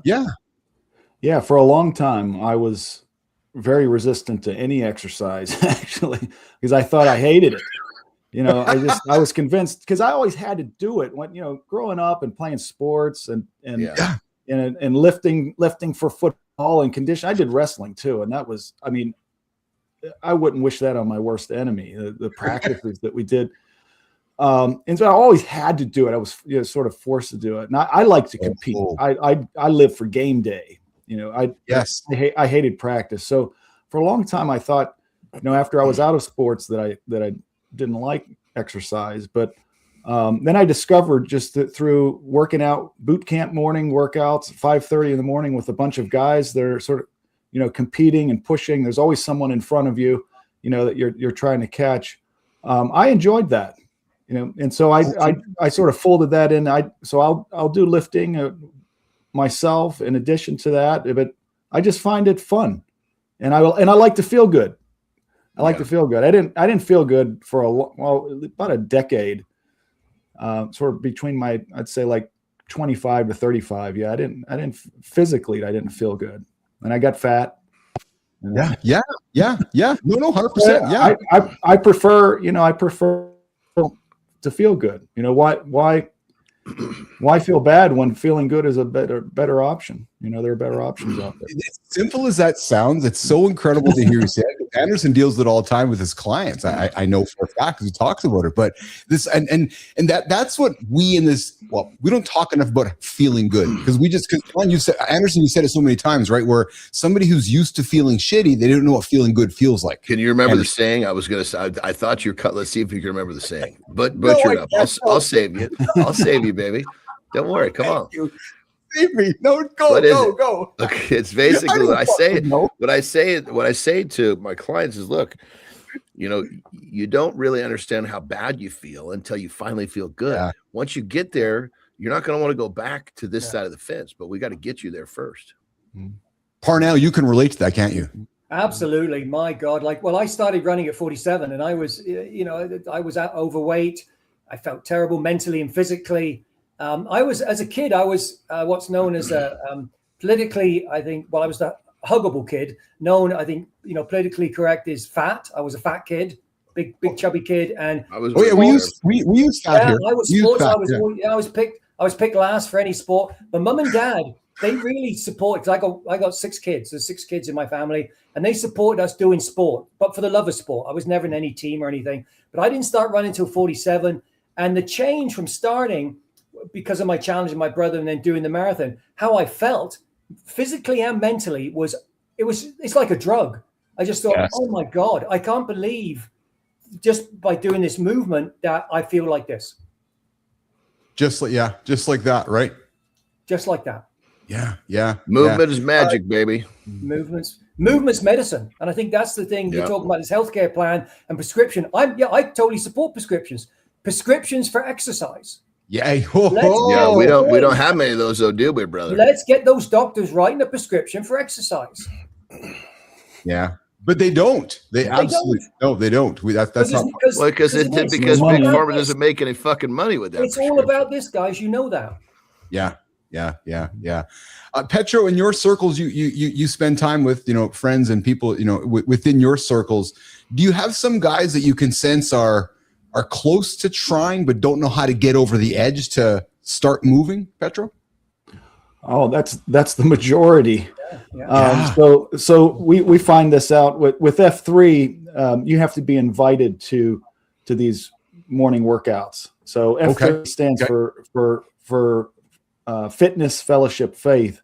But fun. But so it starts with fitness, and you develop fellowship, and then if you have a faith, that's great too. Any faiths are welcome. But to get guys out in the morning, the first excuse is, well, I can't get up that early. I'm not going to get up. I was like, when are you gonna do exercise then? I mean, you got a full, workday plan ahead, and you got family, and you barely have time for friends anyway. So these morning workouts are really my double dose of fitness social experience as well. Hell yeah, brother. Yeah, but the majority of men are not willing to get up and come out, and so we're actually struggling because we're trying to just say, come on, get out here and there's just a load of excuses, you know. But, well, you know, and the thing about that, brother, is they believe that it's difficult only because the dipshits they're hanging around with believe it's difficult and have convinced them.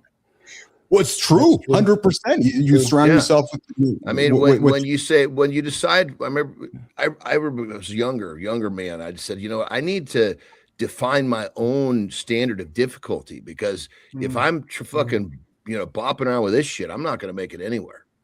Yeah. Hey, so actually going there, John Anderson, Martin, in your journey through life, Parnell, have you moved through friends because of Anderson's point, which is absolutely. You know, when I started running, I decided to join that running club. Well, holy cow, what a group! And thank you, Petro, for talking about the 3 F's. So, you know, the friendship and the faith, and, you know, getting out there, the fellowship of having that running group. Yeah, it was important that I got the expertise to help me along my journey of, you know, of doing a marathon. But just going for that run and chatting with people who have a similar view, you're thinking, this is what a group. Yes. Like, find a group that aligns with something you hope to do. Maybe you can't do it right now, but if you get in there, the energy just picks you up, and you start to believe what you can do, what your potential is. Yes. Martin Parnell, Keith Billis, John Anderson, and Dr. John Petrocelli. We're going to get into the psychology of bullshit in a couple seconds with John, with Petro, about apparently blue is the smart people's favorite color. But before we do that, I have a personal question for everybody I got to put on the table here. And Sterling and Preston threw it out there, guys. But apparently, well, I'll start it. So I like to pee standing up. Martin, do you pee standing up or do you pee sitting down? I'm a multi-peer. I do both. Oh, interesting. Petro, are you a stander or a sitter? I'm probably both, but I like peeing in the pool.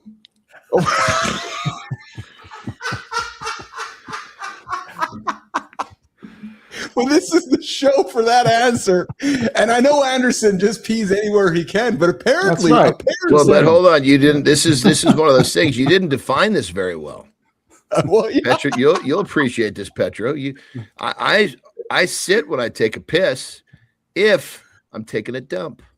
Well, hey, did you know why men shouldn't pee standing up? Did you know peeing standing up is a hygienic hazard? The UV light reveals the invisible truth. My shoes already knew that. Simply put, the stream breaks midair.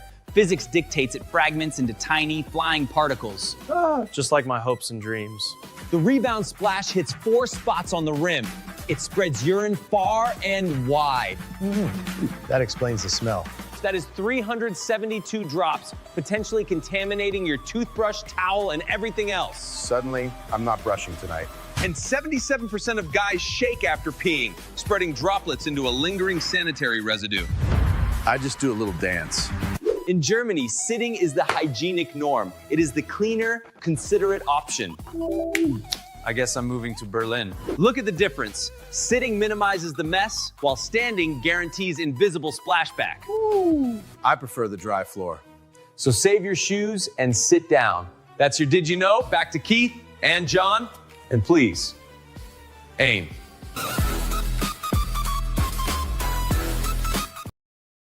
I will say that pisses me off when I get urine on my feet. I will say that. Because I rarely wear shoes, so it's not hitting my shoes, it's hitting my feet. I'm like, God damn it.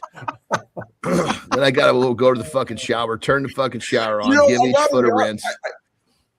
Petro has the best answer because it's the cleanest. You just piss in the pool and there's chlorine in there. There's a little splatter. I think Petro might be actually onto something here. We actually all have to install a little mini pools, get into and piss inside of them. You know, though, the best part about this is the guy who says he's never pissed in a pool. Come on. Yeah. Everybody's fucking pissed in a pool. Everybody is pissed in a pool. Yeah. But I'm gonna be, when I saw this, I was like, wow, like how dirty this is, right? So that's why it's kind of funny, which is, do we pee standing? You can only imagine how dirty like restrooms are. Like, and I'm being serious, right? Like the piss splatter everywhere. Petro. This is a promotion for the bidet, though, as well, because that much splash. If there's that much splash or backsplash, whatever, and you're sitting down, well, then that's all over your ass, right? So the bidet would come in handy to clean up all of that So- splashback. I've But gotta the say, the bidet doesn't biggest- get your cheeks; it just gets the whole. Well, you got to move around there, John. The Brother, biggest challenge. I'm telling you, when I get on there, I get my first because I use a bidet every fucking day. For people who don't know, this is how you use it. You sit on there when you're ready to take a dump. You got to scoot forward a little bit, put your nuts up on the fucking up on the seat. You don't want those things hanging down there when it's going to work. Then once you get it in the right spot, then you got to do this because you got to. It's not just a single. Like the one in Mexico we have actually does this for you, right? But it never gets out to your cheeks. It's only up in the crack. Look, guys, I would when I'm running my long runs, I would die for a bidet or even a toilet. I mean, you're out in the middle of nowhere. You gotta go. So you make sure you just piss in your pants. What do you do? No. You take your pants down, John, and you do what you got to do. All right. You pee when you're running. But you gotta you gotta carry. Make sure you got your toilet paper. Number one thing for a runner in your kit: toilet paper. One of the things that this clip ignored was, man, when we wake up with a morning wood or a middle wood, it's hard to sit down and bend it in. Like it's so when you sit down with that's when you do this. You put your hand on the wall way behind the toilet and you get yourself all angled up. All right, continue your conversation to some BS. Petro, I'm calling you out on this one, man. Jimmy, get ready for the clip. So, Petro, apparently there are some viral articles, and I know how much you love science journalism, brother. I love you so much with this one. But apparently, viral articles say that psychologists and Parnell, just so you know, Petro, as I said, is a psychologist of bullshit. And he's a guest on our show a few months back, and John and Keith fell in love with him. We don't let him leave now. So every Friday we get him back here to talk bullshit with us. And apparently, psychologists believe, and Anderson's studies show, that highly intelligent people, and I consider myself an extremely intelligent person. I think Anderson is an extremely intelligent person, Petro. But apparently, highly intelligent people favor blue. But these psychologists rarely name the study, sample, or method. Hey, Sterling, Preston, do you have something for us to talk about? Every year, men swear it's different. Then Quitter's Day shows up. Same promises, same exit. My excuses evolved. They're high quality now. They sound like a podcast clip. So answer this.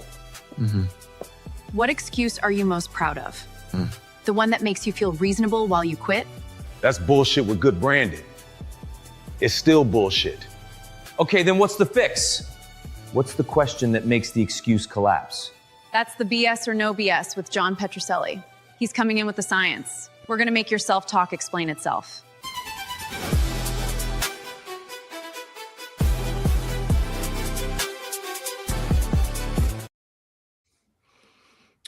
Well, I've always liked fucking red. So if it comes down to blue, I guess I'm just a dumb motherfucker. I'm green. I'm a green guy. Petro, what's yours? Yeah, I'm actually blue, like a powder blue, baby blue. Oh, I like if I'm gonna go with a blue, it's not gonna be a navy. Navy blue might be the most fucking boring color on the planet. Petro, Petro, you said blue's your favorite color. So are you serious? Yeah. So blue is stereotypically linked with calm. Well, just because the study says smart people like blue, you're like, I like blue. No, not at all. Not at all. I think you'd have to certainly take a look at the statistics of that study, because a lot of times, the headlines or even the titles will say something like, okay, people or intelligent people prefer blue. But then when you look at the stats, it's like, well, no, a lot of those people also like yellow and red and green, but it's just maybe a slight tendency. It could be like, well, maybe people say they like blue, maybe 15% of the time relative to another color that's 14% of the time, or maybe another color that's 12% of the time. And then all of a sudden they say, oh yeah, these people are blue. Yes. I'd have to look much more carefully at the stats. I guess the summary here, Petro says that research on color shows that context affects, right? For example, certain blues can support focus or calm, but the studies doesn't show that smart people as a group prefer blue more than others. But I guess apparently that blue is stereotypically, quote unquote, is linked with calmness and logic. So there's this idea that it projects intelligence onto it, which I think one of the things I've heard in the branding marketing world, Petro, is why we see so many blue logos with brands that are trying to project calmness and serenity and logic, which is why we moved to blue. Again, whether it's BS or not, but apparently that's kind of where the psychology set, Petro. Would you comment on that? Yeah, I think there certainly are some contexts where you want that sort of emotion or that frame of mind. But certainly there would be other contexts where you don't want that. You know, I don't want calmness and serenity when I'm in a boxing match, right? You know, maybe red is the right color there, you know.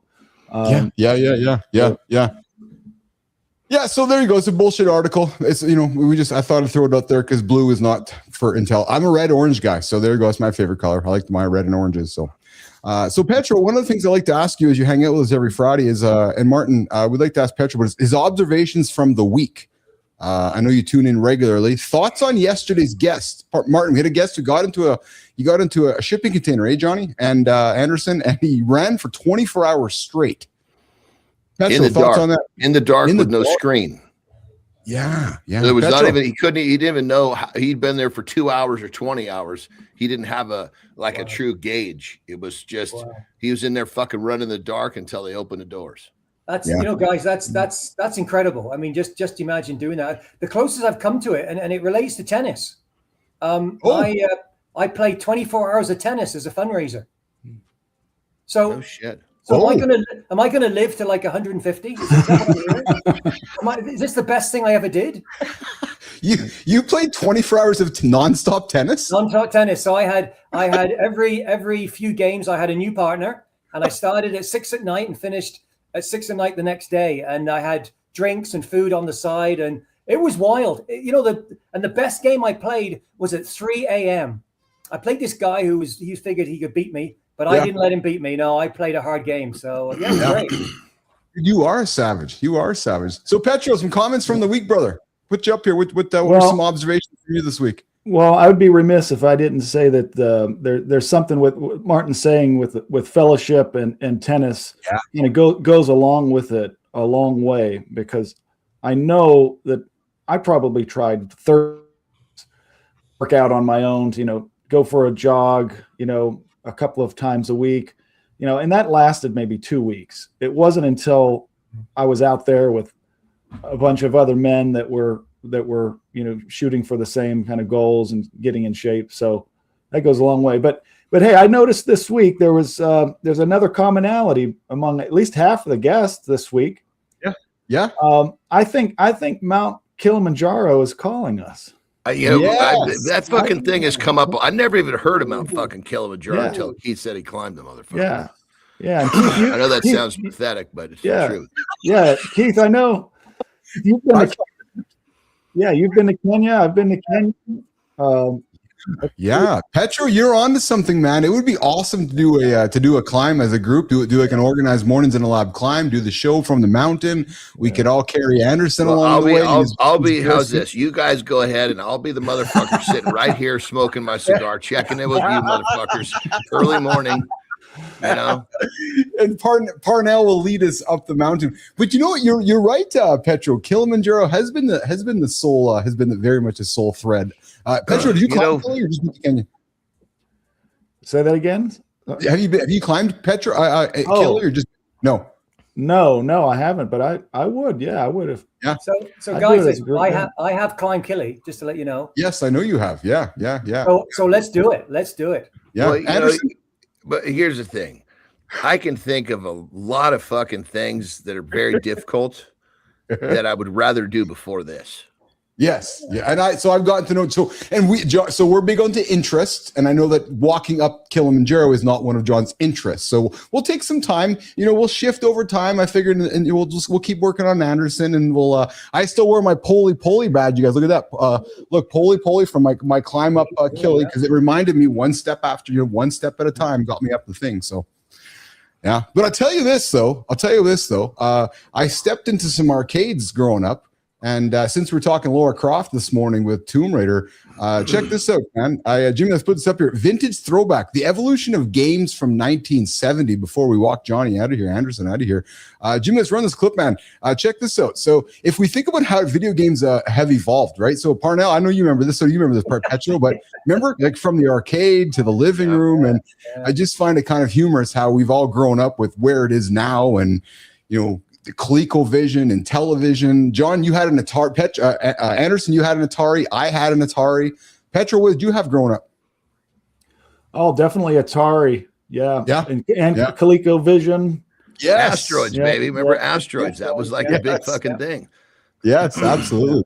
I'll tell you what, I gravitated toward the bubble hockey machine, though. I loved that thing. I mean, it was usually in a lot of arcades, and I got one with a bubble. Yeah, I love that thing.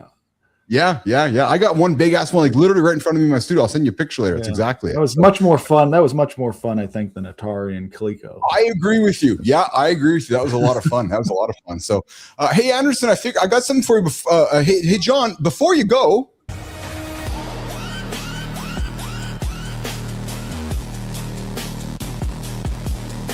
John, before you go, quick question. When a chase pops up, what are you rooting for? Safety or spectacle? Because there's a device that stops a car without ramming. It's real, and it looks boring. And boring is the point. Boring means fewer people get hurt. But the post adds a fake creator. That's how you know it's bait. You can't claim you want safer streets, then share nonsense. Pick one. John, notice it every time. The truth is usually quieter than the clip.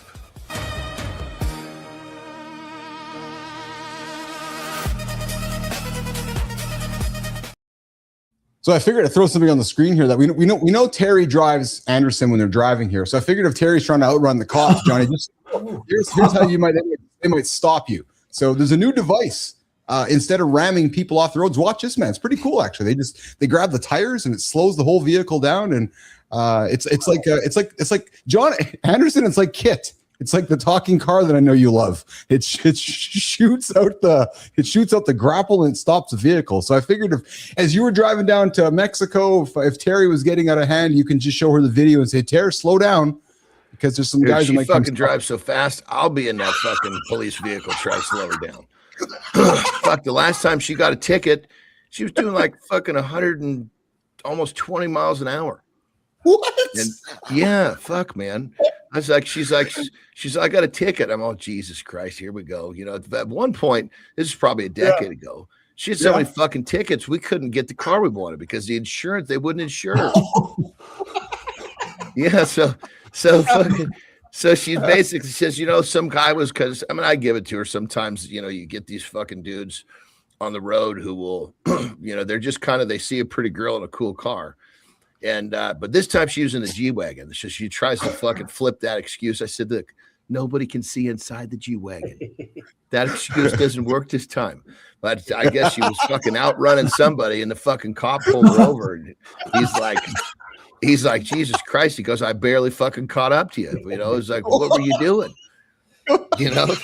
Because I guess she fucking tags it to get away from whomever, and just decided that it needed to go almost 120 miles an hour to get away. Well, the cop was like on the side of the freeway and sees her fucking blasting off, tries to chase her down. And he was like, thank God she gave him a good smile, because fuck, she could have gone to fucking jail for something. Oh my goodness, John!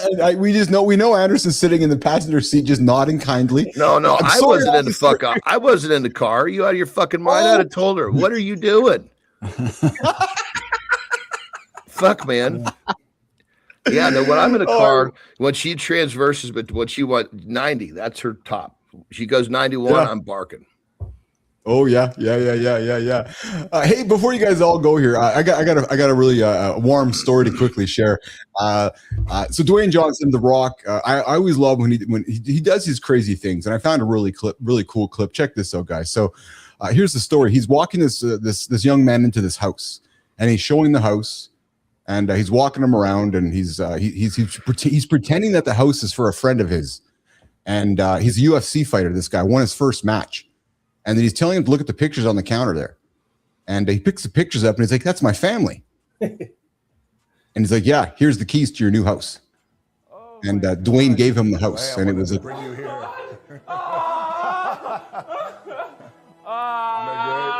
So Tamba, I don't know anybody who lives here. I wanted to come here. I wanted to bring you here. I wanted to look you in the eye, and I wanted to tell you, welcome home. Oh my God, thank you. Cool. So, you know, I don't chase celebrity culture. It's you know, we all put our pants on the same time, but I do enjoy when we have people in certain positions in life that can have impact on others. And when you see moments like that, that's exceptional because, you know, when people achieve certain things and you have the ability to do things like that, I think it's wonderful to share that. So I thought that was pretty cool to, you know, walk somebody in. Doing something like that feels so fucking good. You know? Yes, Anderson, doesn't last it? Right? week, my best friend from is a huge part of who I am because we were weight training partners early on. Yeah. And he's got a great life. He loves his life, but he became a teacher. And as we all know, teachers in America don't make a shitload of money. And so, you know, I just last week I gave him a present. He was just like fucking jaw dropped, and it was just like it just felt. I mean, he was very thankful, but I was the one on the long end of the stick because it just made me feel so good.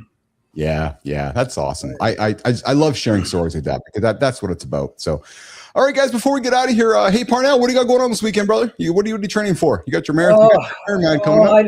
I'm going to have a nap after this. I'm going to have a nap, and then I'm going to head out with my wife Sue. We're doing a day out. We're going to head out. We're going to go for a walk. We're going to catch a movie.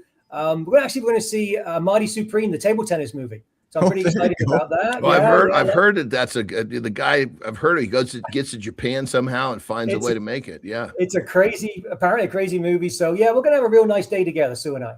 That's awesome. That's awesome. Petro, do you got any symphony on the agenda tonight? I got to tell you, Petro, I was in my living room when I saw your text last Friday. I fucking started laughing out loud. Lauren's like, "What are you laughing at?" And I'm like, "Oh." Well, you know, I think what you got to do, Petro, you got to get some symphony without the symphony is what you need. Yeah. Exactly. Yeah. What do you got going on this weekend, brother? Petro, what do you got going on? Well, I would actually like to see that Marty movie too. Yeah. I want to see that. Yeah. But with all this talk about doing stuff for 24 hours, I usually do my row machine for like 8 minutes and then mixed with other cardio. I think I'm going to try the 24 minutes. 24 rowing. I'm going to go for 24 minutes today. Oh, I thought you were going to say 24 hours. I'm like, no, 24 minutes. Yeah. Yeah, Anderson. So yeah, Parnell plays tennis for 24 hours. We had a guy in the show ran in a shipping container for 24 hours. Maybe we should try. Hey, Ann, maybe we can find Jimmy. Go find us a guest that masturbates for 24 hours. That could be interesting. See what happens there. Dude, oh God. You're sitting there thinking masturbate. I'm sitting there thinking hump. See, that just shows the dynamic between the two of us here. Yeah, yes, that's exactly Jesus Christ. The first knee reaction, our brains moved at the exact same time. I'm thinking hump. I'm thinking, Jesus Christ, I'm going to be really raw. He's thinking, trying to find a guest that's going to jerk off for 24 hours. That is exactly why we're the perfect duo. I'm convinced that Keith and John Anderson grew up in very parallel lives, actually, in Canada and California. They just didn't know each other. The biggest fucking difference was I didn't have scrotum holding in my childhood like you did. This is true, yeah. And then I'm also convinced that this fellow named Petrocelli has been in our lives as well for the last 50 years, somewhere along the way too, which has been awesome. So, Parnell, you're a savage, man. Thanks for joining us on the show here today. You are an absolute savage, man. You are a lot of fun. Johnny, brilliant. Anytime, Keith. Anytime, man. Awesome. Jimmy will walk Parnell out of here. We'll have a quick couple seconds with Petro and Anderson, myself here. Petro, dude, any closing comments from you, brother? I do have a first principles task for you guys. Maybe you can figure out before Monday. Okay. All right. Hold on. I gotta hold on. All right. Okay. Real simple. You got 9 dots. Okay. 9 dots. You can draw 9 dots, and then you've got to connect them with 4 straight lines. And once you start drawing, you can't pick up your pen again, you got to continue, and you cannot trace over any previous lines. Completely trace over previous lines. So you got. God damn it, Petro! I gotta go fucking do like a 30-minute solo talk right now. You got my fucking brain thinking. Okay, Anderson. So we've been challenged. So Monday morning on the show, I will bring up that 4 lines. Okay, four lines, 9 dots. Yep, connect them all with 4 straight lines. Oh, without lifting Anderson. the pen, you got to put the It's pen putting down. To work. You can't lift the pen up after you put it down. Is that what you're saying? That's One time right. down, 4 straight lines, game is over. Yes. Okay. Okay. All right, Petro, deal, man. All right, pal. Yeah, I gotta jump. I'm getting blown up with fucking the team. Yes, you go. Anderson, get out of here. Petro, get out of here. Bill's gonna keep it going here, man. See you guys. Have a great live, my brothers. You too, pal. All right. Bye-bye. Oh, the morning circus. That's what this show is. Mornings in the Lab with Keith, John, and friends, and our guest, Martin Parnell, and our co-host, Dr. John Petruccelli, who joins us every Friday here in the lab. Yes, Neiman, it is a circus this morning. Wow. Hey, Kai, our brand new producer in the show here. Kai DeMonte, thoughts? Hey, Melissa, is she still here? Jimmy, is she still here? Did she leave? Just wondered. Hey, before we go any further, guys, I just want to send some love to Jericho. We had a young man hanging out with us, working with us for a few weeks. His name is Jericho. Solid human. And Jericho is choosing a different path in life. So on behalf of the entire crew at Mornings in the Lab, we want to say thank you, brother. Thank you for the work. Thank you for the contributions. And we wish you nothing but luck and nothing but further love on your journey through life. So you're welcome to come back and hang out with us anytime. And yeah, Kai DeMonte, I'm with you, Neiman. I think she's wondering, what the hell did I get myself into joining the lab with Keith, John, Marty, Parnell. We got Petro, and of course, some guy named Jimmy pressing buttons, and Neiman on the words. Speaking of the words, okay, so some of you know and some of you don't know, in my previous life, I ran a moderation company. We moderated content. We managed community. We built community. We were kind of at the intersection of the internet as it was coming to life, and our role was managing content and managing speech. And I'll tell you right now, man, I strongly disliked it because I believe in free speech. So let's get this monologue rolling here. Let's introduce the morning focus when I became the speech referee. I'm pro free speech, but I've also seen comment sections turn into a weapon. Both can be true. Moderation exists for a reason, and sometimes it saves somebody's day. It's not fake. The weird part is when it stops being about harm, it becomes don't upset anyone. And that's when creativity dies. Nobody wants to risk looking wrong in public. We start calling discomfort danger. Then we build a world where everyone whispers. If you're building culture, that's on you.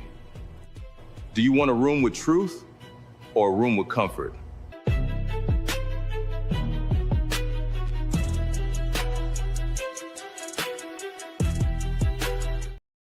So some people are going to agree with me, some people are disagree with me, some people aren't going to like what I have to say. And that's all right, because I've always said that this show is not for everyone. It's not. It's for those that need some help getting up, getting after it, and achieving some big ass goals. And one of the ways that I want to continue sharing myself with you is through my points of view and through some of my monologues. And today I want to share with you when I became the speech referee. And I'm going to say this as clearly, and I mean as absolutely clearly as I can. I believe in free speech. And if you spend any time on the show, you know that. And not as a trendy slogan and not as a political term at all, actually. And not even as a political team jersey. I don't frankly care what color you wear. But as a personal belief. And I didn't arrive at this belief from reading a quote on the internet. No, I arrived the hard way, frankly. And I got there by building a business that had to police speech. We had to police free speech.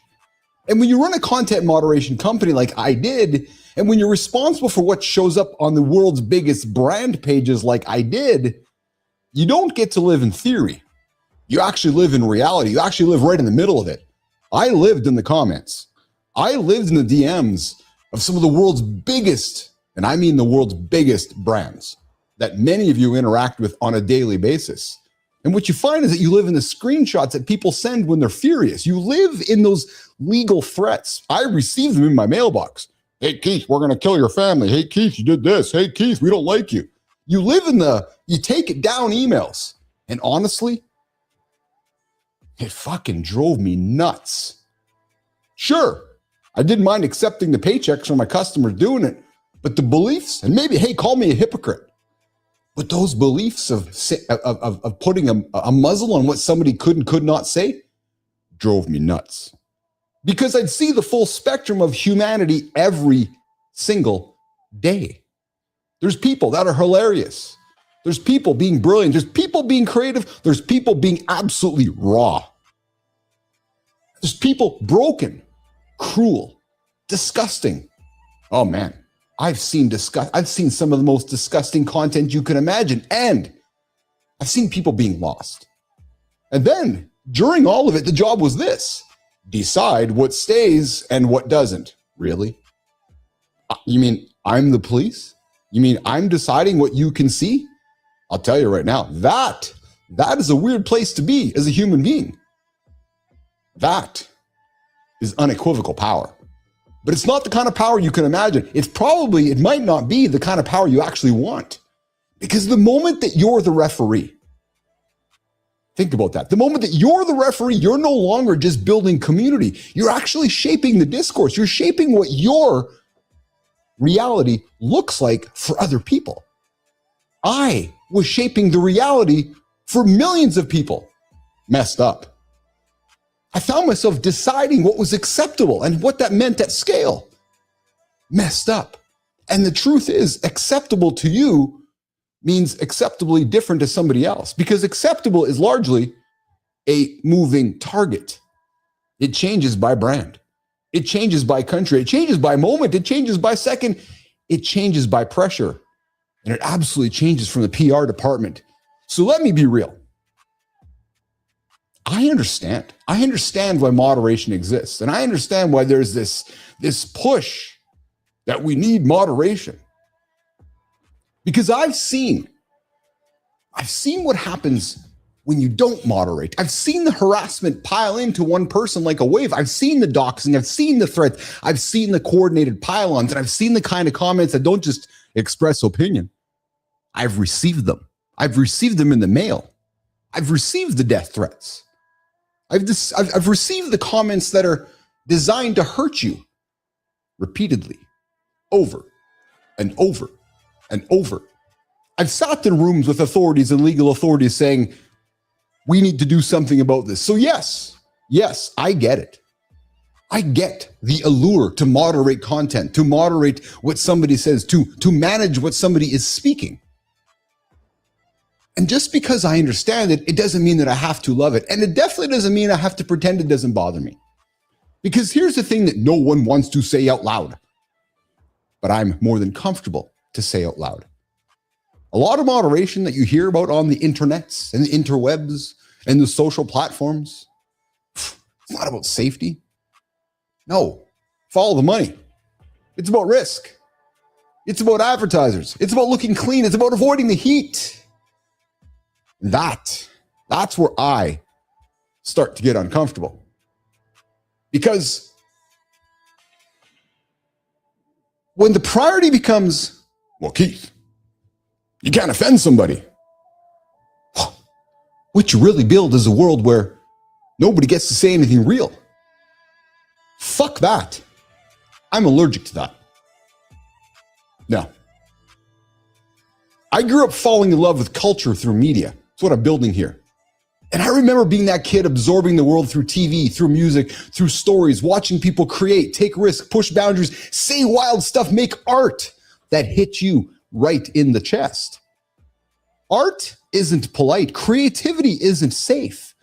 The best ideas don't show up perfectly packaged when a compliance stamps them. Legal says it's okay.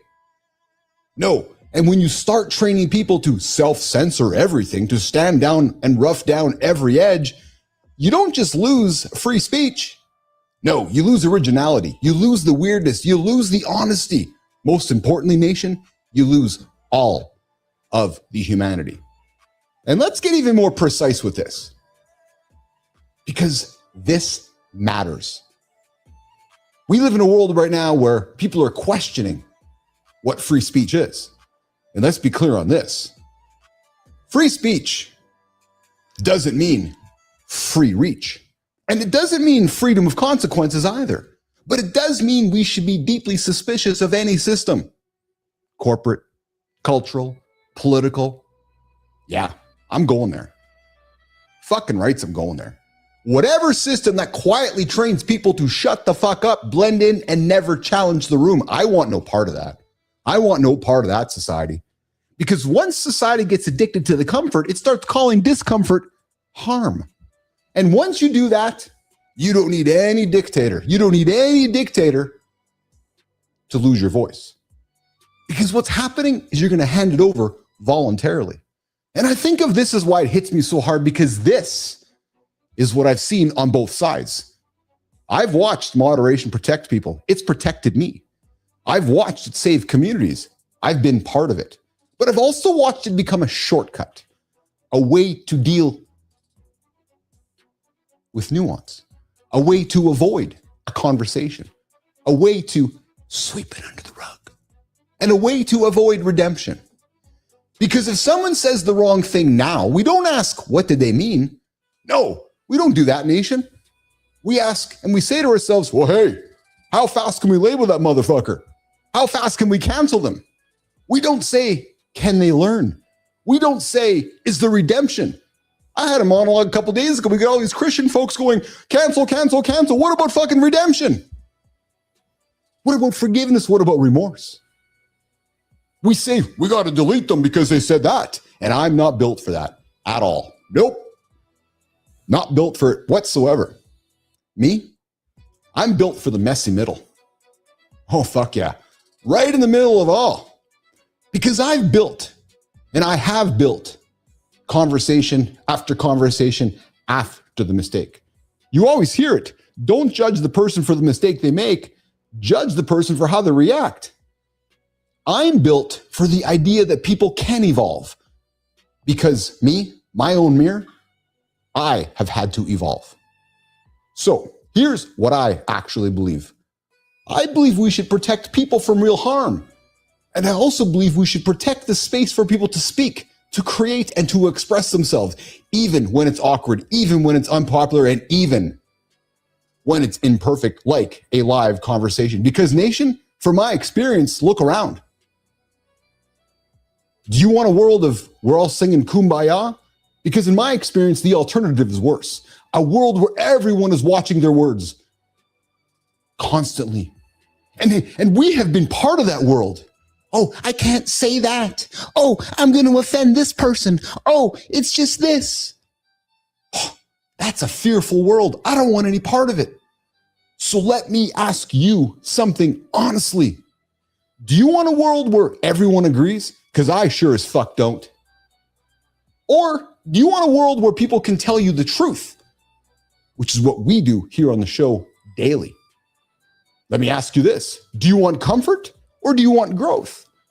Because no, you can't have both at the same time. And if you're a leader, and I know you're a leader if you're on this show, if you're building a team, a community, a brand, this is your job right now.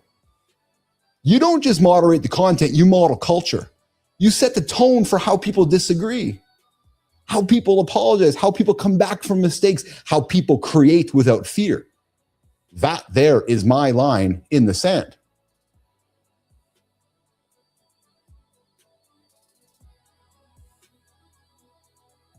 I'll always fight for the room where humans can really talk. I'm passionate about that. And I'll always fight for artistic and creative freedom. And I will always fight against the quiet, polite erosion of the motherfucking truth. Because I've been in the middle of it. I've been in the middle when speech gets managed and pushed into submission. I have been the guy, unfortunately, I've done it. And it doesn't create peace. It creates silence. And it's not a silence that I want to be a part of. Because what I've learned, silence doesn't fix anything. No. Silence just hides it. And that in itself is a true motherfucking story.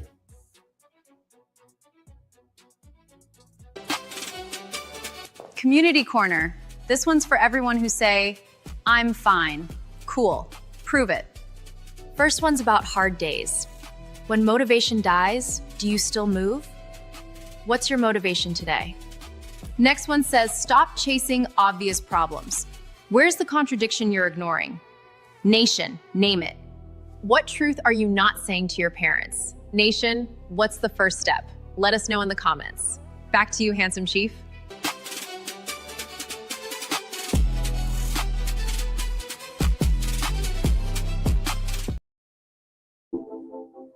All right, we're going to get after it here, guys. Hey, come join the conversation with me.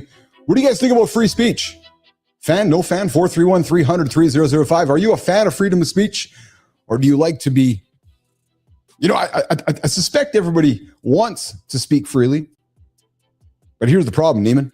The moment somebody speaks freely and the moment somebody's offended by it, oh no, I don't like freedom of speech. That is the problem. That's the problem. Well, I like freedom of speech when it's agreeable to me. But I don't like freedom of speech when I don't like what they have to say. And that is the problem. That is why we have doing this. That's why you do this show. To welcome people that might have different points of view, differing opinions. Because I can't find spaces in this world these days where these conversations can exist. It seems like every conversation I go into, if we don't agree, it ends. I don't want to be a part of that at all, frankly. So here's my invitation to you. If you disagree with anything or everything that I say, please come to the show. Let's talk about it. Let's have a coffee. Let's handshake. Let's put some respect on the table and have a wonderful conversation. Hey guys, over on YouTube, mental toughness isn't optional anymore because Ben Lionel Scott, he compiled a 10-minute motivational video with voices like Ed Milet, Andy Frisella, David Goggins, Jocko Willnick, John Anderson, Keith Billis, producer Jimmy. One message: hard days are the proving ground where champions are made. Think about it. Self-discipline beats motivation every time. We know this, guys. Motivation, fleeting. Real progress comes from treating discipline like a non-negotiable, especially when you're tired, especially when you're hurt, and especially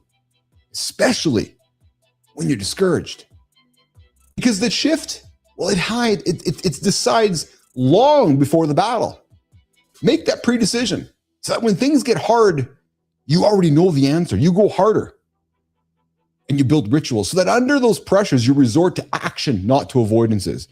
How many folks have we had in this show that have gone through difficult times? Hey, Jimmy, what have they used? They've used their non-negotiables to get it through. They've used their routines to get them through. They were prepared for when the moment happened. They just went into mode. Okay, things are hard. I got my discipline because I've been doing this over and over and over. So make that pre-decision today so that when you go through something hard, you know what happens? You get through it. You don't give up. Your brain's like, yeah, I've been there. I've done this before. Because my mental toughness isn't optional. Break it into some small units. You heard Parnell today, 10-minute chunks. Maybe it's a 1-minute chunk. All right, let's keep it going here, guys. Let's go over to Substack because Substack, we got somebody on Substack that's all about stop chasing obvious problems. Mike Maples, he says that most startup advice pushes founders towards conventional problems that only lead to incremental improvements and crowded competition. The real breakthroughs, they come from contradiction situations where reality and the prevailing explanation diverge. Here's an example. Think about Airbnb, you guys. Everyone believed that strangers won't stay together. The reality said otherwise. That contradiction, it created a monopoly window, and look at Airbnb today. The same principles apply to your life. Guys, stop chasing obvious pain points everyone else is already solving. Hunt for the contradictions. Look for the contrarian points of views. And ask yourself this: where does everything and everyone believe one thing? And then do something different. Look at all the fish swimming in that direction. And then you know what you do? You go in the other one. Because that conventional thinking is going to keep you in that crowded space with all that fish going that way. You know where you're going to end up? You're going to end up in the motherfucking stands. When I know you want to end up on stage. So, embrace the contradiction. Because that contradiction is going to give you some uncrowded territory to build in. All right, let's continue on LinkedIn, guys. Making peace with where you came from. I like this one. Do you know where you come from? And not the stork. I heard a good joke. Hey, mom, who fucked the stork? Hey, Mike Giovanni says, a variable reflection raised by his mother after his biological father left and stepfather stepped in. Or bonus dad, as I like to call myself. Only becoming a father himself helped him group how hard parenting truly is. He no longer labels his parents as good or bad. That's good. He focuses on honoring them while recognizing his own unhealed pain.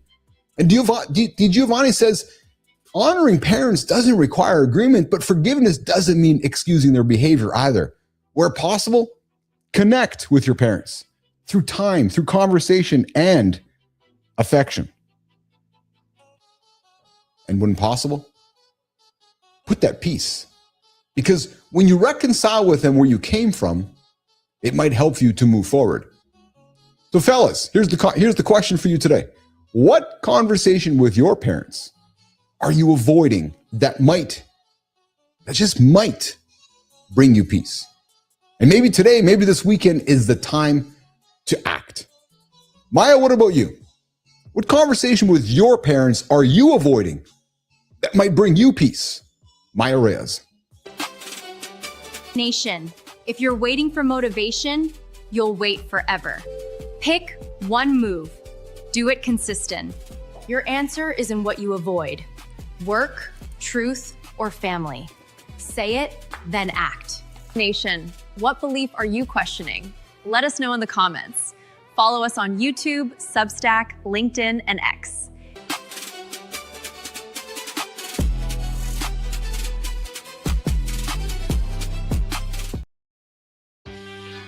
All right, guys. Hey, we're wrapping it up. Today was about systems.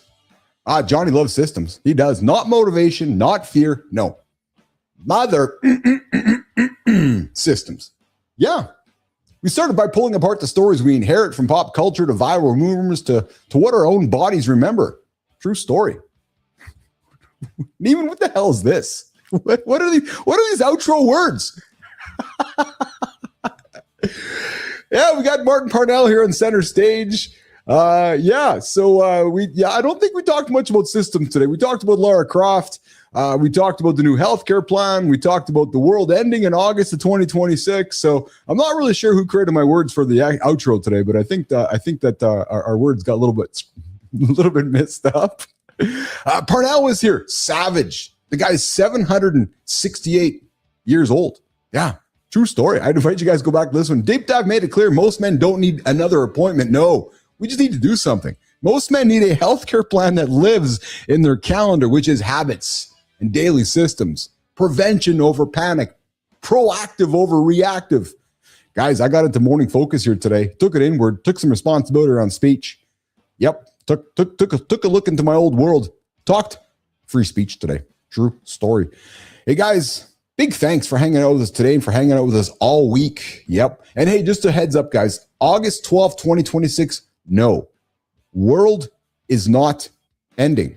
True story. And hey, tennis. Yeah, it's okay, Neiman. It's okay, Neiman. I got all the outro in my head here. There's no worry. It's okay. I'm just doing it for you. It's all up my skull here. Yeah, just coming out of my head. It was tennis. It was Lara Croft. It was, hey, Jimmy, it was just this and that. So what the hell is Neiman doing, Jimmy? I don't know. We'll blame it on Jimmy. It's okay. We'll blame it on Jimmy.